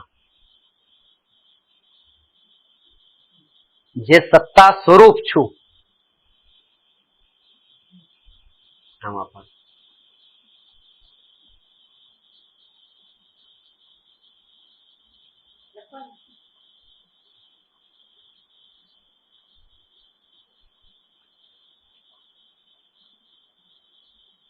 પરનો અને પર્યાયનો, જેને પર અને પર્યાયની જેને અપેક્ષા નથી, એવું જે તત્વ છે તે સત્તા સ્વરૂપ છે. હા, પર પૂદગલથી નારું, નિરપેક્ષ, અપેક્ષા નથી રહી.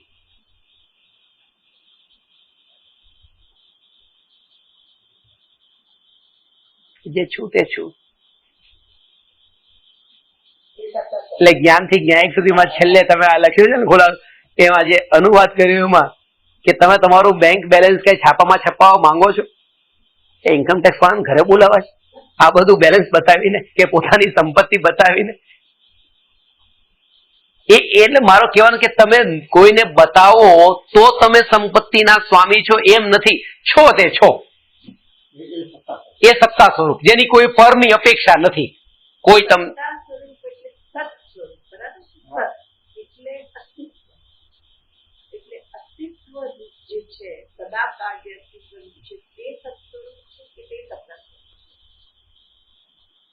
સત શબ્દ જે છે ને એ બે માટે વપરાય છે. એક પર્યાય માટે પણ વપરાય છે, એક દ્રવ્ય માટે પણ વપરાય છે. કારણ કે પર્યાય પણ સત છે, દ્રવ્ય પણ સત છે, અસત કઈ નથી.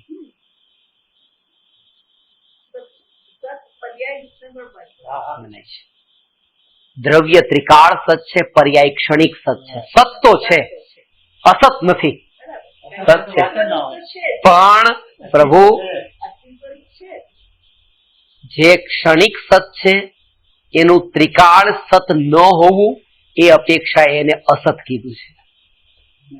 એટલા માટે કે જે પર્યાય અત્યારે છે, સમજાણી વાત, આ કે તમારી પાસે કરોડો રૂપિયા છે, આ છે, પણ એનાથી પહેલાના અનંત અનંત અનંત અનંત ભૂતકાળમાં જાઓ એમાં કઈ નતું. આ છે અત્યારે છે, હતું જ નહીં. અને આના અનંત અનંત અનંત ભવિષ્યમાં જાઓ તો પણ કઈ નથી. તો જેનું અનંત ભૂતકાળમાં ક્યાંય દેખાતું ન હોય જે સ્વરૂપ, જેનું અનંત ભવિષ્યમાં કોઈ સ્વરૂપ દેખાતું ન હોય, એનું વર્તમાનમાં જે હોવું એ પણ ન હોવા બરાબર છે. એટલે ત્રિકાળીની બરાબરીમાં હોવું એ પણ અસત છે. એ અસત છે. ત્રિકાળી એટલા માટે ત્રિકાળીની બરાબરીમાં ક્ષણિક સત્ય અસત છે.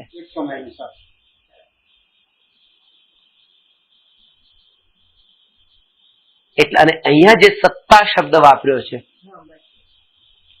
એ કોઈ આખા દ્રવ્યની અભેદ અખંડ સ્થિતિ, અને એમાં ખાસ કરીને સત્તા શબ્દનું પ્રયોજન એ છે કે ગુણ ભેદ તો એમાં નથી, પણ પ્રદેશ ભેદ પણ એમાં નથી. એ સત્તા.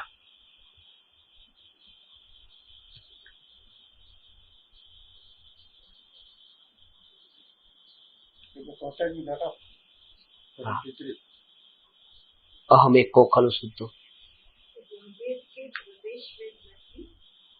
ગુણ ભેદ પણ નથી ને પ્રદેશ ભેદ પણ નથી એવું જે અભેદ તત્વ તે સત્તા સ્વરૂપ છે. એટલે એ જ કે તમે તમારી પોતાની આ સત્તામાં તમે એ જાગૃતિ, તમે ઘરમાં હો, તમે રૂમમાં હો, એટલે હોલમાં હો કે રૂમમાં હો કે કિચનમાં હો કે ટેબલ પર હો, પણ તમે અંતરમાં તો એ જ માનો છો કે હું ઘરે છું, મારા ઘરમાં છું, મારા ઘરમાં છું.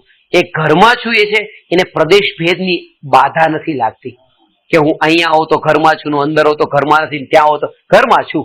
એટલે એ કે અસંખ્યાત પ્રદેશોમાં જે મારું આ વ્યાપ્તપણું છે એ પણ હોવા છતાં પણ હું પોતે પોતાના સ્વભાવમાં છું. આ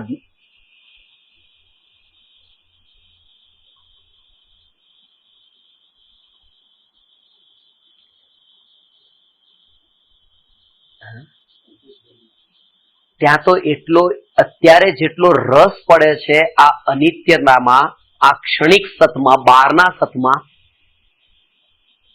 અત્યારે બિલકુલ ઉલટો છે અને પછી બિલકુલ ઉલટો હોય. કારણ કે સમ્યક તો મિથ્યાત્વનું સ્વરૂપ જ ઉલટું છે. અકબરના જમાનામાં અકબરના 9 રત્નો હતા, એમાં એક કવિ ગંગ હતા. ગંગ બહુ પ્રખ્યાત કવિ, એમના ઘણા બધા દોહાઓ પણ છે ગંગ કવિના. અને જ્યારે દોહા બનાવતા એમનો એક દોહો અકબરને એવો ગમી ગયો કે એ જ રાત્રે અકબરે એમના ઘરે 36 લાખ રૂપિયા મોકલી દીધા. એવી એક કથા આવે છે એ જમાનામાં પાછું. અને રાતના છુપી રીતે કોઈને કીધા વગર, બતાવ્યા વગર, અંધારામાં અને ગંગની એક ખાસિયત એ હતી કે રૂપિયો પણ પોતાના હાથમાં રાખ, કરોડો રૂપિયા એમને જીવનમાં મળ્યા હશે, પણ જ્યારે મર્યા ત્યારે ભિખારીની જેમ સ્થિતિ હતી, હાથમાં કઈ નથી. કઈ આવે કોઈને આપી દે, કોઈને આપી દે, કોઈને આપી દે. પણ એમના જીવનનો આ જે એમનું એક વિચાર એટલો સમજવા જેવો છે ને આપણા જીવનમાં અપનાવવા જેવો છે.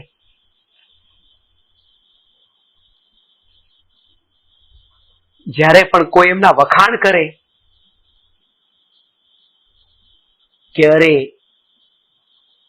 આટલું આટલું તમે બીજા, તમારા હાથમાં આવ્યું ને તમે તરત આપી દીધું, તમારા હાથમાં આવ્યું ને તમે બધાને આપી દીધું, રાખ્યું નહીં કાંઈ, એની તરત જ પલક ઝૂકી જતી અને નીચે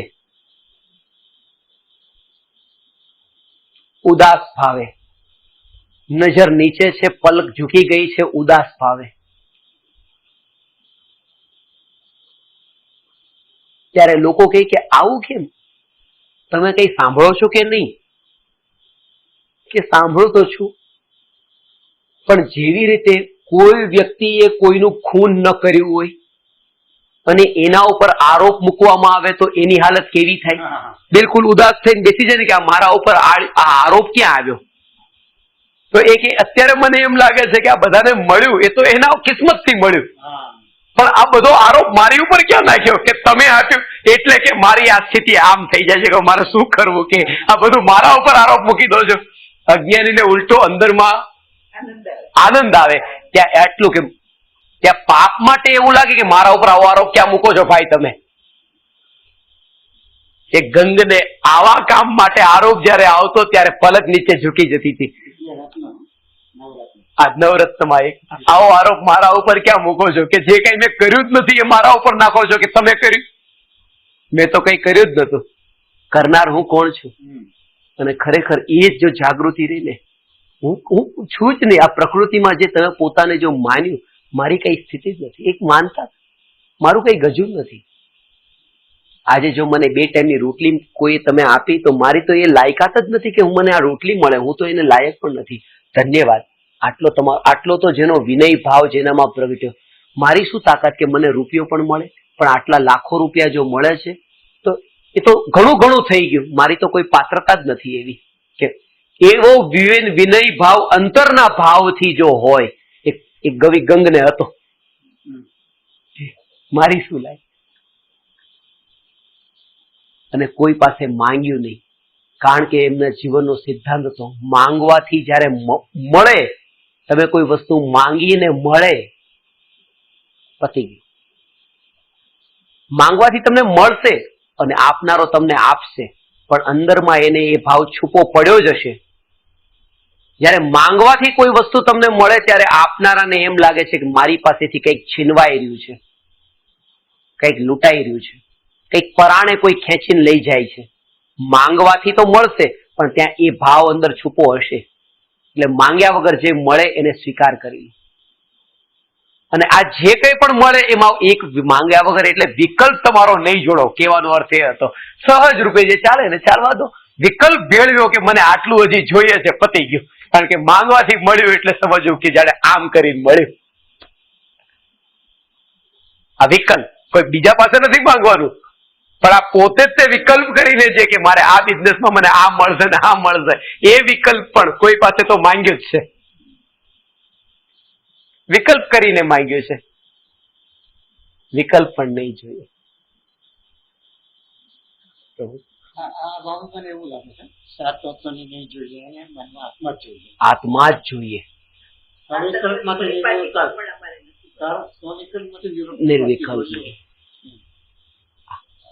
હવે એ વિકલ્પ પણ એને નહીં જોઈએ. હવે એ વિકલ્પ નહીં જોઈએ. પ્રતિક્રમણ પણ વિષકુંભ છે સમય સારનો.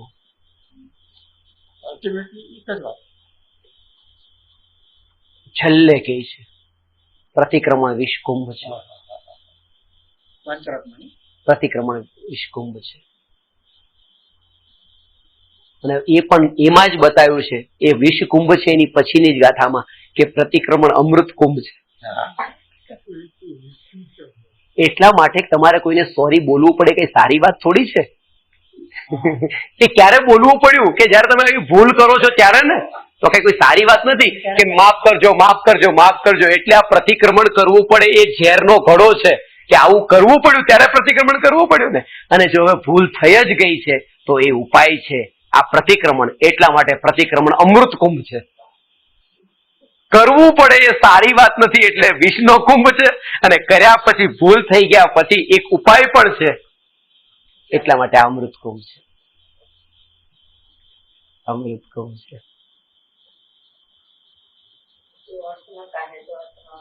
કેટલો અરસ થઈ જાય કે ઠીક છે પ્રતિક્રમણ બંધ કરી દો, પ્રતિક્રમણ બંધ કરી દો. પહેલેથી બંધ હોય એને તો જલસા પડી જાય કે સારું ચલો અમારો તો ધર્મ જ થઈ ગયો. જે મારા સાંખ્યમતી કહે છે ને, અભેદમાં આવો અભેદમાં આવો અભેદમાં આવો. પછી જૈન દર્શને ભેદ પાડ્યા અને પછી છેલ્લે અભેદમાં લઈ ગયા. ત્યારે સાંખ્યમતીએ કીધું કે છેલ્લે તો તમારે અભેદમાં જ આવવું પડ્યું ને, અમે અભેદ તો પહેલેથી કહેતા જ હતા કે અહીંયા આવવાનું છે. પણ જૈન દર્શન કે ભેદ વગર અભેદમાં આવે જ કેવી રીતે? એ ભેદની પણ જરૂર હતી. તમે પહેલેથી જ અભેદ અભેદ પકડીને બેઠા હતા. એ છે પ્રતિક્રમણ છોડવાનું છે, પણ એ પ્રતિક્રમણ પેલા સમજે તો ખરું કે પ્રતિક્રમણ કોને કહેવાય, પછી છોડે. અને પ્રતિક્રમણ જેવું એ સ્થિતિમાં પછી આ શ્રદ્ધાની ડિક્શનરીમાંથી તો પ્રતિક્રમણ ત્યારે ડિલીટ થઈ જાય છે જ્યારે સમ્યક દર્શન થાય છે. શ્રદ્ધાની ડિક્શનરીમાંથી, કારણ કે શ્રદ્ધાની ડિક્શનરીમાંથી તો ત્યાં જ શ્રદ્ધા થઈ ગઈ ને કે જાણવા સિવાય આજ સુધી કઈ કર્યું નથી અનાદિથી.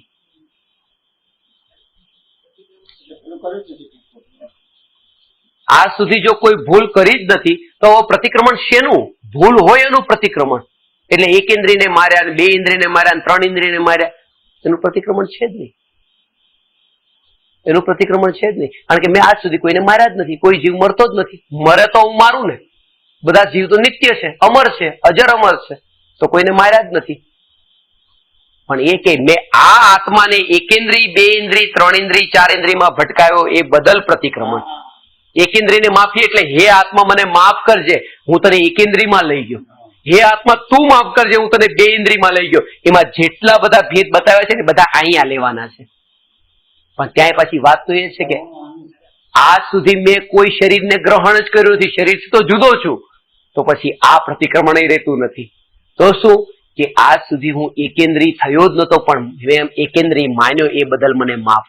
2 ઇન્દ્રિય થયો જ નતો, પણ મેં 2 ઇન્દ્રિય પોતાને માન્યો એ બદલ માન્યતાની જે ભૂલ હતી એ જ ભૂલ. અને આજથી હું પોતાને શરીર રૂપે ન માનું, આત્મા રૂપે માનું, એનું નામ પ્રતિક્રમણ.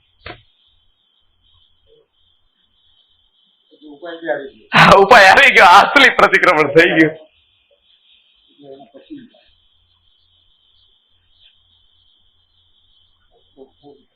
કારણ કે આ બધું જે છે એકેન્દ્રિય ને 2 ઇન્દ્રિય એ તો અનિત્ય છે, અને હું પોતે સત્તા સ્વરૂપ છું. પોતે સત્તા સ્વરૂપ છું, ટકી રહેનાર છું, એનો એ જ છું. એમાં પલટાવ નથી. જેમાં પલટાવ નતો એમાં પલટાવ માન્યો, આ જ ભૂલ.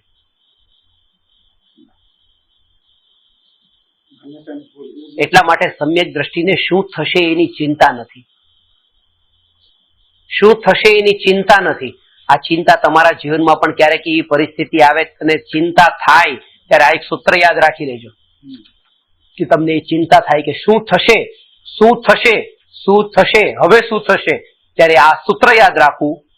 થાય છે એ બધું પર્યાયમાં, અને પર્યાય તે હું નથી. હું તો ત્રિકાળી છું, જેમાં કઈ થતું નથી. તેથી મને કોઈ ચિંતા નથી કે શું થશે. મારામાં આજ સુધી કઈ થયું નથી, અનંતકાળ સુધી થવાનું નથી, અને તેથી શું થશે એની મને ચિંતા નથી. આ સૂત્ર છે. આ લાઈફ ટાઈમ એટલે અનંતકાળ. પાછું આ લાઈફ નહીં, પાછી થાય છે તે પર્યાયમાં થાય છે, અને હું પર્યાય નથી. તેથી શું થશે એની મને ચિંતા નથી. શું થશે, શું થશે, હવે શું થશે?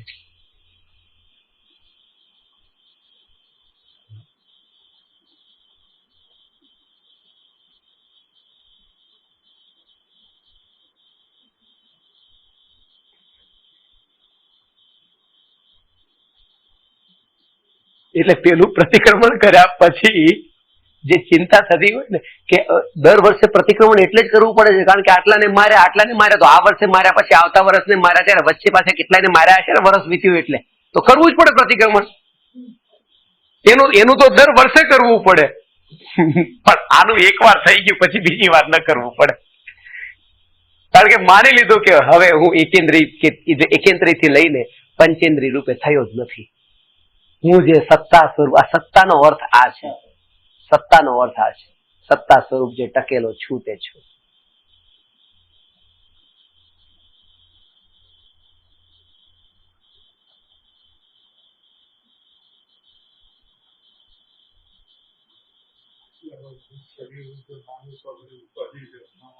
બસ આ જ છે. બધા શરીર રૂપે માન્યો છે ત્યાં સુધી જ આ ઉપાધિ છે કે શું થશે. હવે બીમારી આવી છે, રિપોર્ટ આવ્યા નથી, રિપોર્ટ તો શું થશે, રિપોર્ટ તો શરીરના જ છે ને અને શરીર જ જે પોતાને માનતો નથી તો પછી એને રિપોર્ટની ચિંતા નથી શું થશે.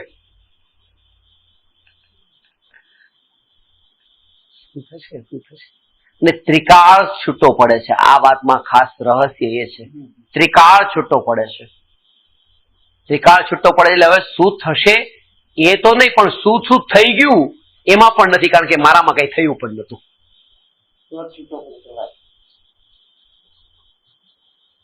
આને કહેવાય ત્રિકાળી સ્વરૂપને એક આ વર્તમાન પર્યાયમાં એક રૂપે અભેદ રૂપે અનુભવી લીધું,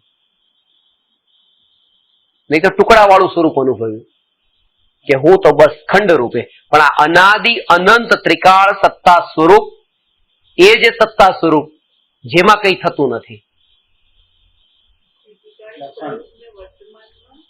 એક સમયની પર્યાયમાં અનુભવ્યું કહેવાય.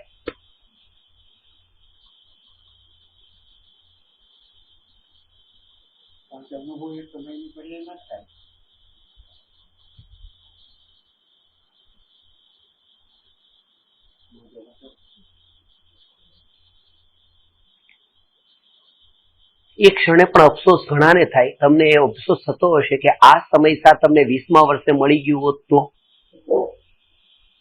આ વાત કર્ણાનુ યોગની વાત ઘોમટસાર જીવકાંડ ત્યારે 20મા વર્ષે મળ્યું હોત તો, જયારે યાદ શક્તિ હતી, બધું યાદ રહેતું હતું, ભણતા હતા. આ બધી કલ્પનાઓ છે. આ કઈ ધર્મ સુધી પહોંચવાનો ઉપાય થોડો છે. આ વાગોળો છો. જે સંભવ જ નથી, જે નથી એનાથી વિરુદ્ધ તમારા વિકલ્પો જોડીને જખમ ઉપર મલમ લગાડો છો કે થોડીક શાંતિ મળે કે આ ત્યારે મળી ગયું હોત તો. આ ન મળ્યું એની પીડા થઈ રહી છે અંદરમાં કે આ ન મળ્યું એની પીડા છે અને એનો ઉપર આ મલમ લગાડ્યો છે કે એ વખતે મળી ગયું તો સારું. આ મલમ પણ નહીં લગાડો. આ ઉપાય નથી, ઉપચાર નથી, આ ખોટો છે. એટલે તો ગુરુની જરૂર છે. મને કફ એટલો બધો ભેગો થયો એટલે મને એવો વિચાર આવ્યો, મેં તરત જ મમ્મીને કીધું કે એડિયું કરો, કોફીમાં નાખો અને એડિયું પી લો, બધો કફ સાફ. અને એડિયું પીધું, પેટ આખું ચોખ્ખું થઈ ગયું, કઈ રહ્યું નહીં, બધું સાફ. 12 કલાકમાં પાછો કફ એવો ને એવો જામી ગયો. એટલે ડોક્ટર સાહેબને વાત કરી કે આવું થયું, મેં એડિયું લીધું, કફ બધો જતો રહ્યો પણ પાછો થયો. તો કે આ ઉપચાર થોડો છે કે માણસની તો એમ જ કરે, કેન્સર થયું છે, ગાંઠ થઈ છે, એડિયું લઈ લો, નીકળી જશે, બધું સાફ થઈ જશે. એનું વિધિ નથી, એની વિધિ કઈક દવા છે જે બીજી છે કે દવા લેવી પડશે કે આ ખાલી એડિયાથી આમ નીકળી નહીં જાય બધું. એ બીમારીનો ઈલાજ તમને ખબર હોવો જોઈએ.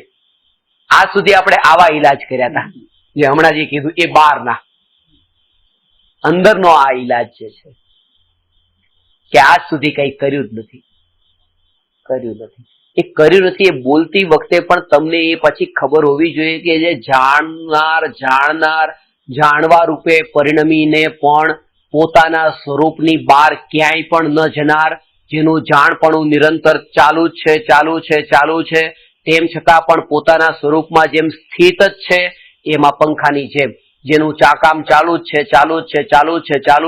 પણ એ પોતાની મર્યાદાને ઓળંગીને ક્યાંય જતો નથી, ત્યાં છે. પરિણમીને પણ ટકી રહેનાર છે, એ પરિણમીને પણ ટકી રહેનાર છે. આ જાણનાર આ પરિણમન થઈ રહ્યું છે પણ એમાં પણ હું પોતે પોતાની સત્તામાં ટકેલો છું. એ સત્તાનો આ અર્થ છે. આ સત્તાનો આ અર્થ છે. પંખો ફરે છે કે નહીં? તો પછી એ ટકેલો છે કે આ ટકેલો છે? એ ફરે છે તો પછી ટકેલો કેવી રીતે છે? કે ફરીને પણ ટકેલો છે.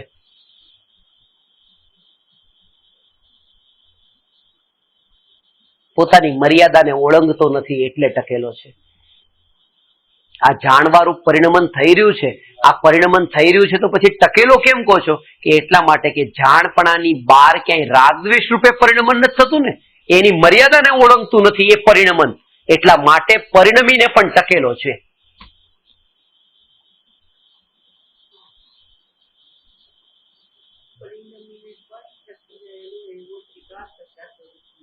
સત્તા સ્વરૂપ ચેન્જમાં પણ આ અનચેન્જ એ જે છે એમના મત છે જે છે તે સત્તા સ્વરૂપ છે. સમજાયું? એટલે એ છે કે અનિત્ય અને બીજી બાજુ નિત્ય.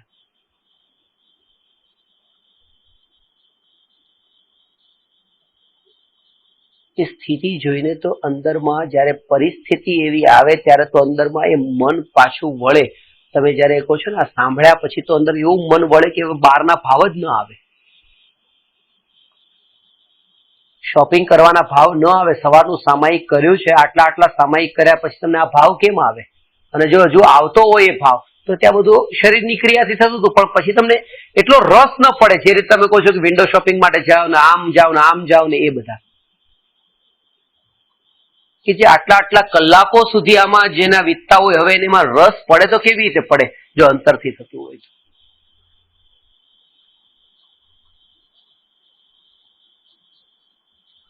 અમુક ઘટના અમુક ક્ષણ એવા હોય છે કે એ ક્ષણમાં જો જીવ બિલકુલ વળે પૂરી રીતે તન્મય થઈને તો થઈ શકે છે. હજુ પણ બોધ લઈને કરી શકે છે. એક સમય તો 100 સમય. કાકાની ઘટના ઘટી ત્યારે મેં પપ્પાને કીધું હતું કે આ લોઢું ગરમ થયું છે, આ જોઈ લો, આ નજરની સામે. તમે પણ કહો છો ને જેમ આ ઢળી પડ્યા, જો આપણે ક્યારેક ઢળી પડશું. આ તો પ્રત્યક્ષ દેખાણું. જીવનનો જે આવો ઝટકો જે હોય છે એમાં વળવાની ઘણી બહુ મોટી સંભાવના છે. કારણ કે એમાં મારી સંભાવના નથી, તમારે નથી, પણ તમારે છે. જેની તન્મયતા એટલી હતી એને જે અનુભવાઈ ગયું કે આ તો બધું આમ છે. તન્મયતાથી અનુભવ વધારે સ્પર્શે છે એને કે આ તો આમ થયું છે, તરત જ વળવાના ચાન્સ વધારે છે. વળવાના ચાન્સ વધારે. સત્ય છે તેમ છતાં પણ સત્ય તો એ જ છે કે હું પોતે પરિપૂર્ણ છું, સત્તા સ્વરૂપ છું, પણ આની જાગૃતિ જો મને નથી રહેતી, એટલા માટે શાસ્ત્રોમાં સંવરથી ધર્મની શરૂઆત થઈ, નિર્જરાથી નહીં. હવે પરમાં લંબાણ.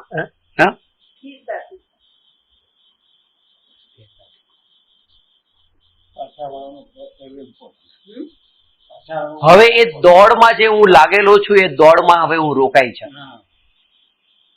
એક દોડ તો છે જ તે. માર્કેટમાં કોમ્પિટિશન પણ થતી હશે, એ દોડ તો છે જ તે. એ દોડમાં આજ તો અંતર છે.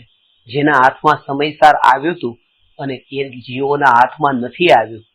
આ સમયસારને આપણે સમજ્યા, આ મોક્ષમાં પ્રકાશકને આપણે સમજ્યા અને આટલું સમજીને હવે પાછા વળી ગયા.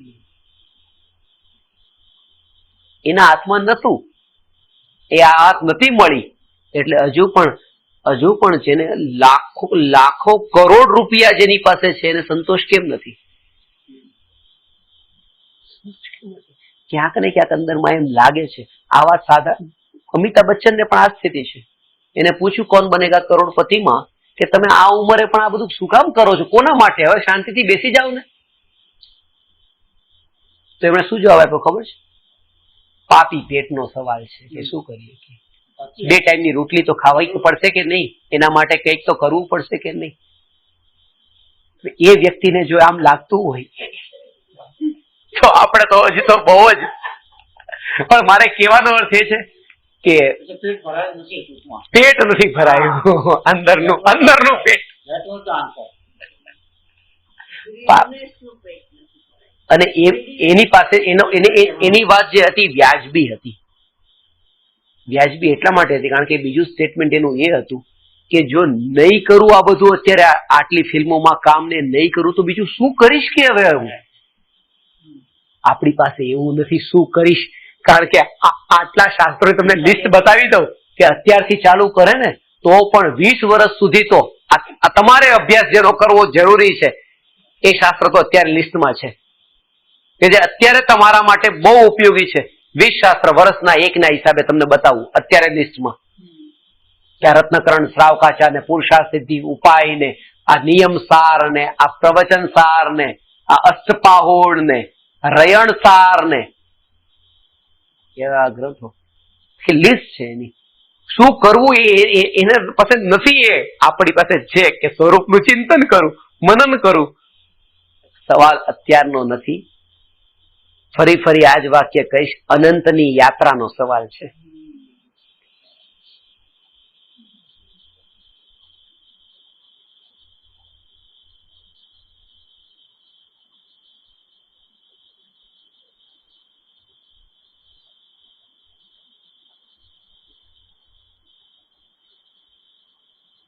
અનંતની યાત્રાનો સવાલ છે. એ પલટાતા પરિણામમાં પોતાના વિકલ્પને જોડે નહીં, સ્વીકાર કરે. જગત જેમ છે એનો મને સ્વીકાર છે. આજ સુધી એ વિચાર આવ્યો જ નતો કે જે જગત મને દેખાય છે એની સિવાયનું પણ એક કોઈ જગત છે. આ જગત સિવાયનું પણ એક જગત છે. અને જે ક્ષણેથી એક અહેસાસ એવો થવા લાગે કે આ દેખાઈ રહેલું જે આ જગત છે એ સિવાયનું પણ એક એવું જગત છે જે નિત્યતા વાળું જીવન છે, એ નિત્યતા વાળું જગત છે, ત્યારથી અહીંથી ઉદાસીન ભાવ સહેજે પ્રગટ થવા લાગે.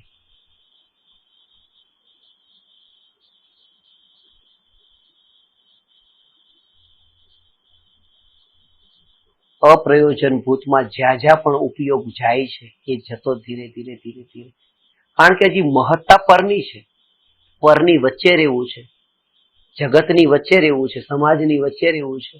આ ન્યૂઝ શા માટે જોવું છે? કેટલા ભાવ કેવા આવશે? તમે શું એનો જ્ઞાતા દ્રષ્ટા છો કે આ ઘટના ઘટીને આ મહારાજે આમ કર્યું ને આ સાધુએ આમ કર્યું ને આને આમ કર્યું ને આને આમ કર્યું, આ સમયે કયા ભાવ આવે છે? કે હું તો સત્તા સ્વરૂપ ન્યાયિક છું એ આવે છે કે જો તો ખરા લોકો કેવા કેવા કામ?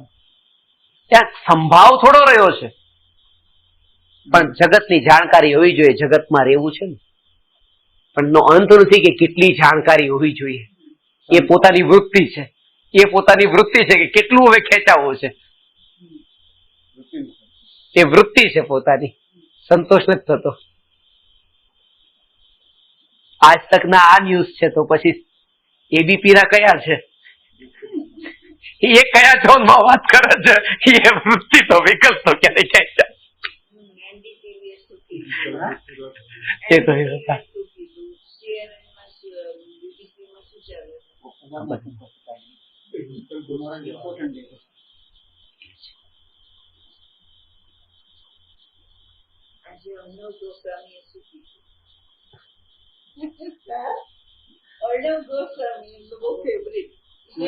અચ્છા, હા ટોક અર્ણવ ગોસ્વામી.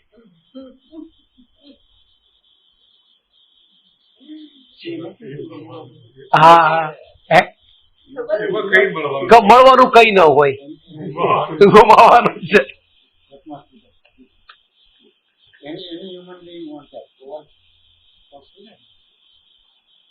હેબિચ્યુઅલ આદતી જીવન થઈ ગયું છે, આદત વાળું જીવન, રૂટીન થઈ ગયું છે.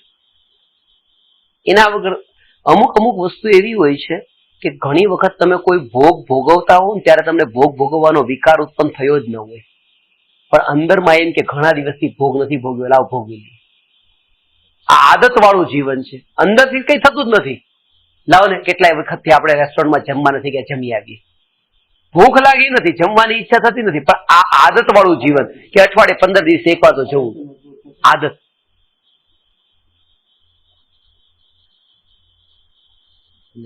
આ જે જીવન છે ને એ તો એવું છે કે એમાંથી તો બહાર આવવું એવું તો મુશ્કેલ થાય છે. અંદર અંદર અંદર અંદર અંદર કીચડમાં દબાવવાનું, ફસાવાનું જ વધારે થતું હોય છે આદત વાળું જીવનમાં.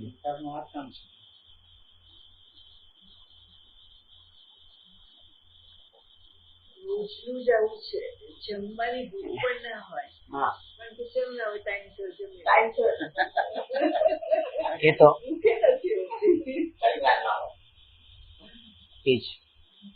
અને ઘડિયાળના કાંટે તમારે ક્યારેક ક્યારેક એવું બનતું હશે, તમે ઘડિયાળમાં નજર કરતા હશો, શું કામ કરી, કઈ કામ ન હોય, પણ કેટલા વાગ્યા જોવા, ત્યારે એ વિચાર નથી કરતા કેટલો ટાઈમ વેડફી નાખ્યો.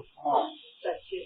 ત્યારે ઘડિયાળમાં જોઈએ કેટલા વાગ્યા, ઠીક, એ કઈ જવાનું નથી, ક્યાંય કોઈ આવવાનું નથી, તો એક ટાઈમ જોવાની, આ પણ બધી આદતો છે.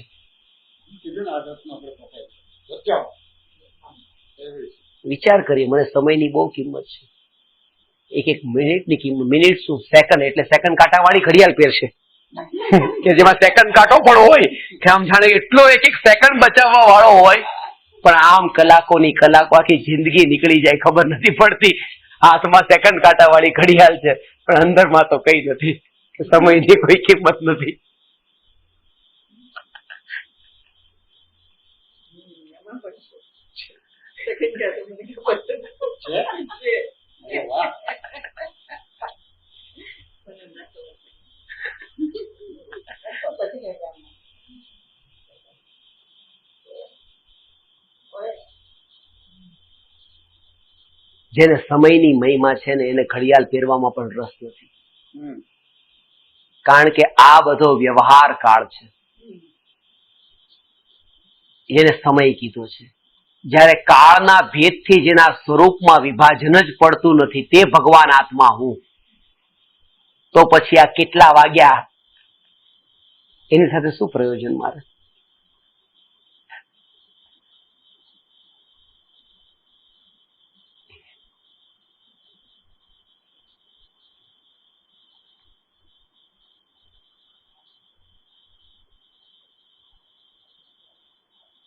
ક્યારેક એવું પણ લાગશે વચ્ચે વચ્ચે કે ઉદય અનુસારે જ્યાં થઈ રહ્યું છે બધું થઈ રહ્યું છે, અને આટલો વેપાર ધંધામાં હજી પણ તમારે રહેવાનું છે, હજી પણ તમારે બહારગામ જવાનું છે, હજી પણ તમારે બધું કામ કરવાનું છે.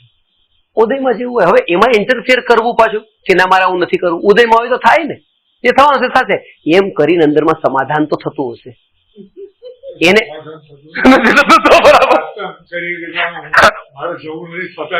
જવું પડે છે, એ જ એમ કરીને મનને મનાવી લીધું, એ તમારે સમજવું છે. વાઈફને મનાવી લીધું. મેરા મન એ છે ને, જવું પડશે. એટલે અમુક તમને જયારે હું એમ કહું છું ને, તમે ઉમરાળા પધારો ત્યારે તમને એમ કહે છે કે ના હમણાં ટાઈમ નથી, હમણાં આમ છે, તમને ટાઈમ છે, પણ પપ્પાને એમ ના ટાઈમ નથી. અને હમણાં જ દુબઈ થી ફોન આવે, અમેરિકા થી ફોન, હા આવું છું, રાત્રે જ બેસી જાઓ, સવારથી હું પહોંચું જ છું, આવું છું. આ રુચિનો વિષય છે, રુચિ છે ને, રુચિ. તમે તો આવશો, તમે તો કઈ ન હોય તોય આવશો, કે તમે તમારા કારણે આવો છો, તમારા હિત માટે આવો છો, તમારો મતલબ છે એટલે આવો છો, કારણ કે તમને ખબર પડી ગઈ છે કે તમને ઉમરાળામાં સમ્યક દર્શન થવાનું છે, તો ક્યાં જઈશ? ઉમરાળા જ જઈશ ને. એ તમે તો તમારે આવવાના જ છે ને, કેમ નહીં આવો? ટાઈમ કાઢીને આવશો. એમને હજી આ પપ્પાનું સપનું હજી મને નથી આવ્યું તમારું, એટલે હવે 4 પછીનું હોય સાચું, નહીં તો ખોટું. એવું ખરેખર તો 4 પછીનું જ સાચું હોય છે. હા, ચોથા ગુણસ્થાન પછીનું જ બધું સાચું, એની પેલા અજ્ઞાનતામાં ખોટું હોય છે. આ 4 પછીનો મતલબ આ છે, 4 પછીનો મતલબ આ છે. એટલે છે ને, એક પંડિતજી આવતા, પંડિતજી કહેતા કે જયારે પણ આ ગણેશ ચોથ મનાવે ને, ગણેશ ચતુર્થી, એ ચોથ કે એ ચોથ એટલે મંગળ કર્યું એમ, ગણેશ ચતુર્થી એટલે એનો મતલબ કે મંગળ, શરૂઆત કામ, કોઈ સારા કામની શરૂઆત થાય શુભ, એ ગણેશ થી થાય, અને ગણેશની ચતુર્થી એટલે ચતુર્થ વગર તો શરૂઆત જ ન થાય, એટલે ચોથા ગુણસ્થાન વગર તો ધર્મના શરૂઆત જ નથી. એ ધર્મના શ્રી ગણેશ માંડ્યા, એનો અર્થ આ કે ચોથા ગુણસ્થાનમાં જીવ આવ્યો. આ ગણેશની ચતુર્થી છે. ગુણ ગણપતિ, અનંત ગુણોનો ગુણાધિપતિ ભગવાન આત્મા, એ છે. એમાં જેટલો તમને રસ પડ્યો ને અત્યારે, એટલો આમાં નતો પડ્યો. હમણાં સત્તા સ્વરૂપ કહેતો તો એમાં તો ઠીક, બહુ સારું છે આખું. કારણ કે એના વગર તો કેવળ જ્ઞાન ને એના વગર તો ક્રમબદ્ધ પર્યાય પણ ન હોય. એ છે પણ એનાથી શું? તેથી મારે શું? તમને બતાવી દીધું કે તમે ઘડપણમાં જયારે હશો તમે યાદ રાખજો, બહુ પીડાતા હશો. તમને ચોખ્ખું કહી દીધું છે, પીડાતા હશો. એવી પીડા થતી હશે, એવી શરીરમાં બળતરા થતી છે. તમારી બાજુમાં ધર્મ સંભળાવનાર કોઈક હશે. હવે કેટલો તમે સાંભળતા હશો ને કેટલો નહીં એ ખબર નથી. અને તમને અનુભવ વચ્ચે વચ્ચે થાય પણ છે, એવા થાય છે.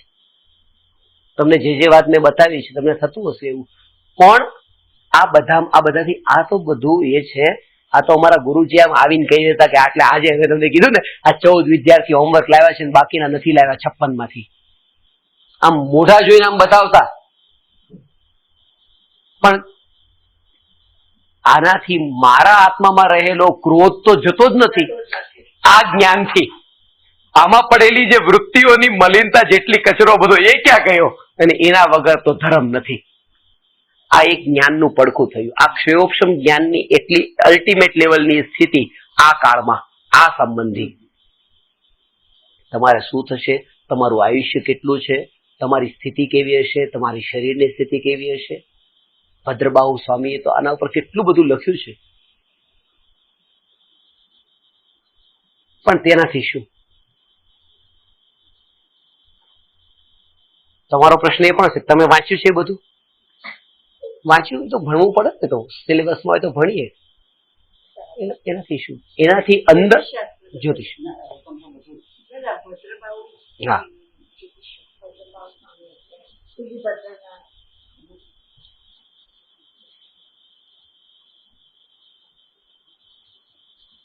અંતિમ શ્રુત કેવળી એટલું જ સમજો. બીજા કોઈ સાથે સંબંધ નહીં જોડતા. વાત ખાલી એટલી છે કે પોતાનો અંદરમાં રહેલો જે અનાદિનો મેલ છે, આ ધંધા કેટલી વાર કર્યા છે પાછા. જ્યોતિષના ધંધા નથી કર્યા પાછા શાસ્ત્રો વાંચીને. પણ તેનાથી શું થયું? અનંત કાળ તો આમ નામ વીત્યો જ તે પાછો, ઉકેલ ન નીકળ્યો. એટલા માટે હવે આમાં પણ રસ નથી, એમ સમજીને. નહીં તો આમાં જેટલું ફસાવાના ચાન્સ છે આ વિષયના ભોગોમાં પણ એમ નથી. કારણ કે આમાં તો વધારે હા કે હજી આ વસ્તુ હજારો લોકોની લાઈન હોય, આ હોય તે. કોને ન ગમે આ બધું?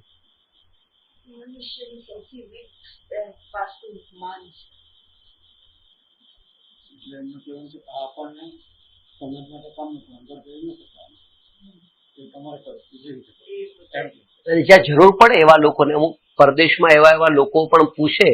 એટલી આખી લિસ્ટ છે બધા લોકોને એના માટે. મને પૂછે કે મારે તમે બતાવો, અને એને બતાવું ને એને એમ સાચું પડે ને એટલી દ્રઢતા બેસી જાય. આટલું ટોળું ત્યાં ભેગું થાય ને લોકો જો આવતા હોય સાંભળવા માટે, એને કંઈક એવું શ્રદ્ધા તો બેસવી જોઈએ ને કે તમારી પાસે કંઈક એવું છે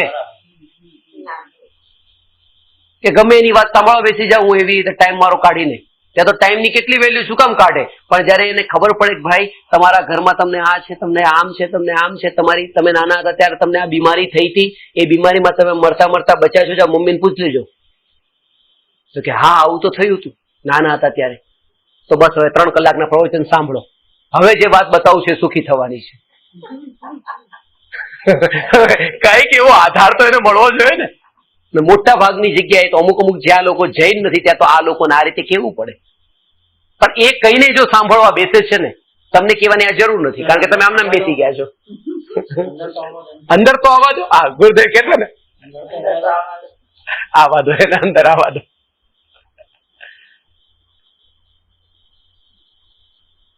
પ્રયોજન એ છે કે આ વાતને સાંભળે, પણ કેવી રીતે, કયા માર્ગ થકી આવવા માંગે છે, આવવા દો એને. કોઈ પણ રીતે આવવા દો. પતાસો તો કંઈક આપવું પડશે ને, કંઈક તો આપવું પડશે એને.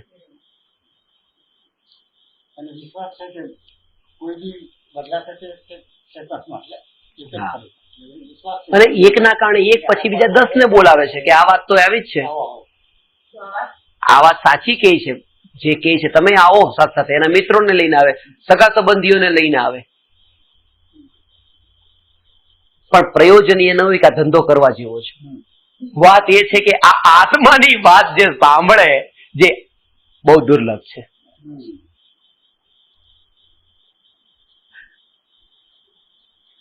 અને કોઈ કહેવાય નહીં કોને બેસી જશે. એવો ભાવ આવવો જોઈએ જયારે તમને એમ લાગે ને કે આ મારે ખરેખર રસ નથી પણ જવું પડે છે, શું કરીએ, જવું તો પડે જ છે ને, ત્યારે આ બકરાની વાત યાદ રાખજો. એ તો બકરાનું હિત કરવા માટે એનો વધ કરીએ છીએ. એવી એટલી જ મોટી આ ભૂલ છે, થોડી નીચલા લેવલની નથી, એટલી જ મોટી ભૂલ છે. કારણ કે ભૂલ એ છે કે વૃત્તિ પોતાની મલિન છે અને આરોપ મૂક્યો છે બીજા ઉપર. આ વાત એની છે. આજે સ્વીકાર થશે કે ના હજુ વૃત્તિ પડેલી છે, હજી ક્યાંક ધ્યેય બહારનું માન્યું છે. આની પેલાની 24 ના નામ મને યાદ નથી, તો 24 તીર્થંકરોના નામ પણ જયારે રહેતા નથી તો મારું નામ ક્યારે છે? એકવાર વિચાર તો કરું. જે તીર્થંકર પદ, જે સૌથી ઊંચામાં ઊંચું પદ, વિતરાગતામાં તો ઊંચું પણ પુણ્યમાં પણ ઊંચું, માની પહેલાની ચોવીસનું પૂછ્યું છે તો એક નામ નથી ખબર. એક નામ ખબર નથી. તો તીર્થંકરો જેવા તીર્થંકરો પણ જો આ 20 કોડાકોડી સાગરોપમ વર્ષમાં જયારે ભૂલાઈ જાય છે, તો હું મારું નામ જબ તક સૂરજ ચાંદ રહેગા તબ તક તેરા નામ રહેગા, ક્યાં રહેવાનું છે? ક્યાં રહેવાનું છે? કઈ નથી રહેવાનું. એ સમયે થોડું છે ને બલિદાન માંગશે. એ તૈયારી હશે. જો તમને એમ હશે કે અત્યારે જ હું આ રિટાયર્ડ થઈને બેસી જાઉં તો પછી જો કઈ કામ ધંધો ન કરવા વાળા માણસની શું છાપ હોય સમાજમાં, નવરો બેસી ગયો માણસ, જો આ કઈ આવું થાય. દીકરાની સામે કે એના ઘરવાળાની સામે કે ઘરવાળી સામે શું આખો દિવસ ઘરમાં બેઠા છો, એવા. પણ આ બધામાંથી પસાર થવું પડે છે કે મને એ સાંભળવાની પણ તૈયારી છે. એ તૈયારી જેને હોય ને એને ત્યાં નિર્ણય અંદરથી આવે, બસ હવે મારે જેટલો સમય, જેટલું આયુષ્ય બચ્યું છું આમાં નાના વિચારોમાં રહું. એ તો ભૂલેલા ભગવાન બોલે. હા, ભગવાન છે ભૂલેલા એમ નહીં કે કૂતરા તો ભસે રાખે ને ચાંદ તારા નીચે નહીં આવે. એ પણ પરમાત્મા છે, એ પણ પરમાત્મા છે. અને આવા જીવને તો વધારે થાય. કેમ કે એ પરમાત્મા છે, એનાથી મારે શું, પણ એનાથી પણ મારે શું, હું મારો વિચાર કરું ને તો આવા જીવ તો જલ્દી પામી જાય કે જેને એમાંય પડવું નથી, જેને જે કેવું એ કે. આ વાત છે. એટલે પોતાના નિજ આત્મ તત્વ એનો વિચાર અંતરમાં ચાલતો રહે, વિચાર ચાલતો રહે, પણ વિચારના કારણે મારી સત્તા નથી. મારી સત્તા મારા પોતાના કારણે છે.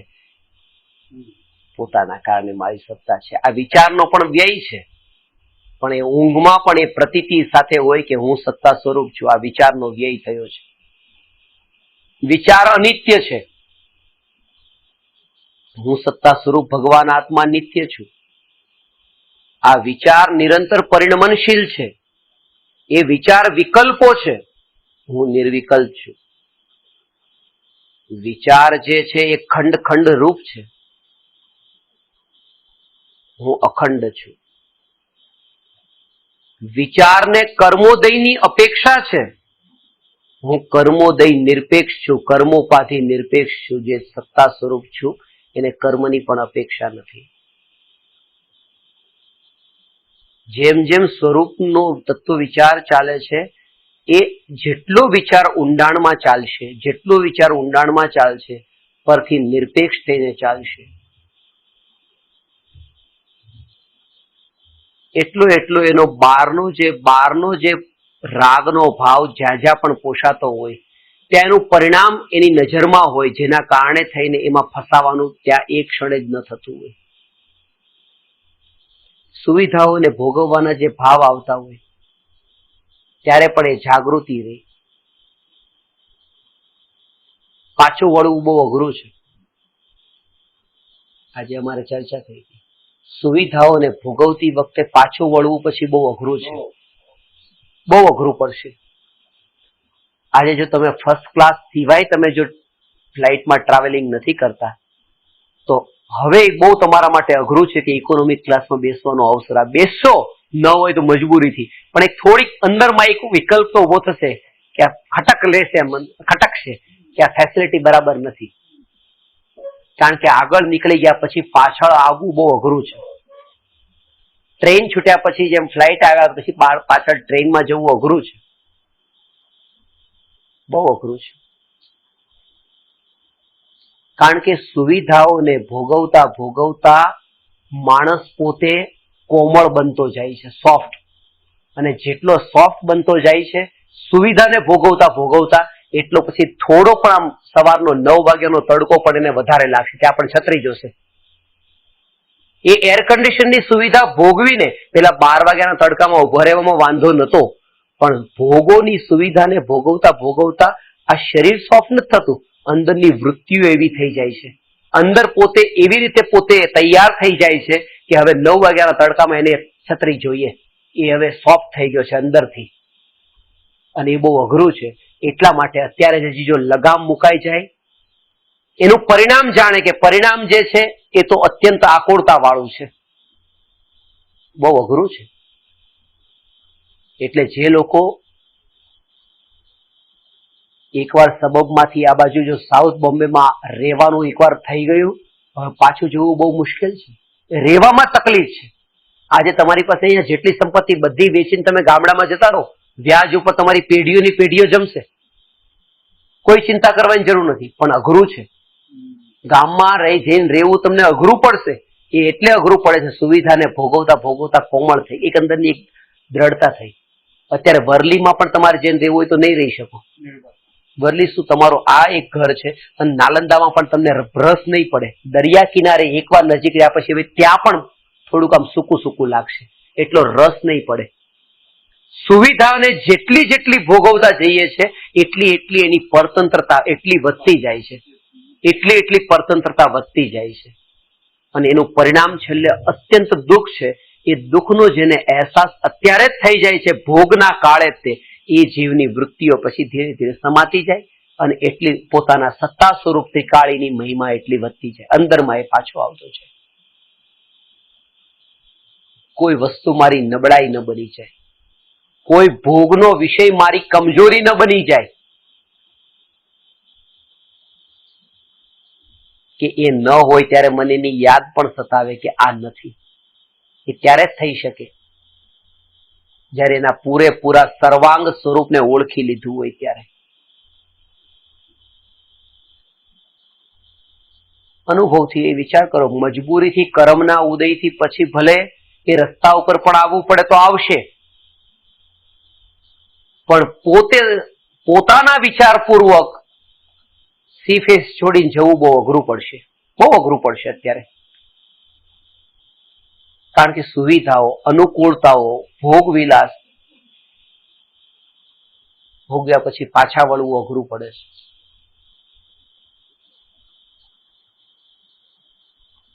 અનલેસ કે પછી આ ત્રિકાળી ધ્રુવ ભગવાન આત્માનો એવો મહિમા આવે, પણ એનો મહિમા સંસારની અસારતાને સમજ્યા વગર આવે કેવી રીતે? એટલા માટે આજે આપણે ખાલી 2 જ વાત ઉપર ચર્ચા કરી છે. એક તો પર જે છે એની અનિત્યતા, અસારતા, અને પોતાના સ્વરૂપની સત્તા.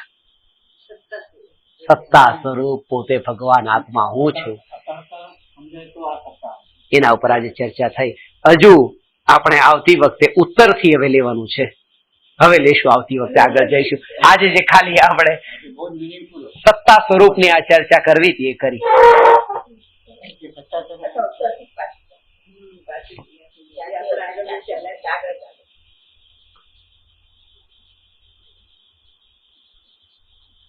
આગળ ચાલ્યા જ નથી એવું લાગે છે ને.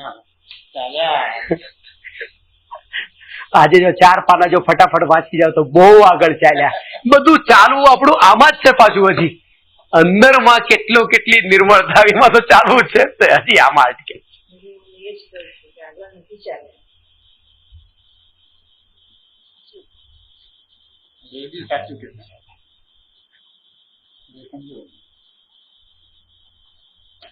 કરેલું વ્યર્થ નથી. અંદરમાં આગળ નથી ચાલ્યા. જ્યારે સમ્યક દર્શન પ્રગટ થશે ત્યારે આ 2 કલાકના તત્વના જે વિચારો એમાં ઇન્ક્લુડ હશે. બરાબર. એની તો નજીક જ જઈ રહ્યા છો. તમને એમ લાગે જ નહીં તો તમે સ્વાધ્યાય કરવાનો જ ભાવ નહીં આવે.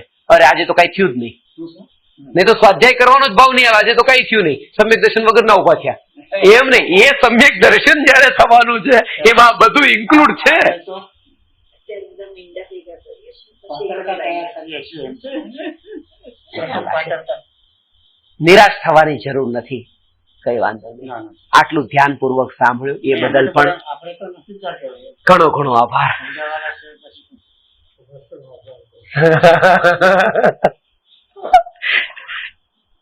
નમો અરહંતાણમ નમો સિદ્ધાણમ નમો આયરિયાણમ નમો ઉવજાયાણમ નમો લોએ સવસાહો.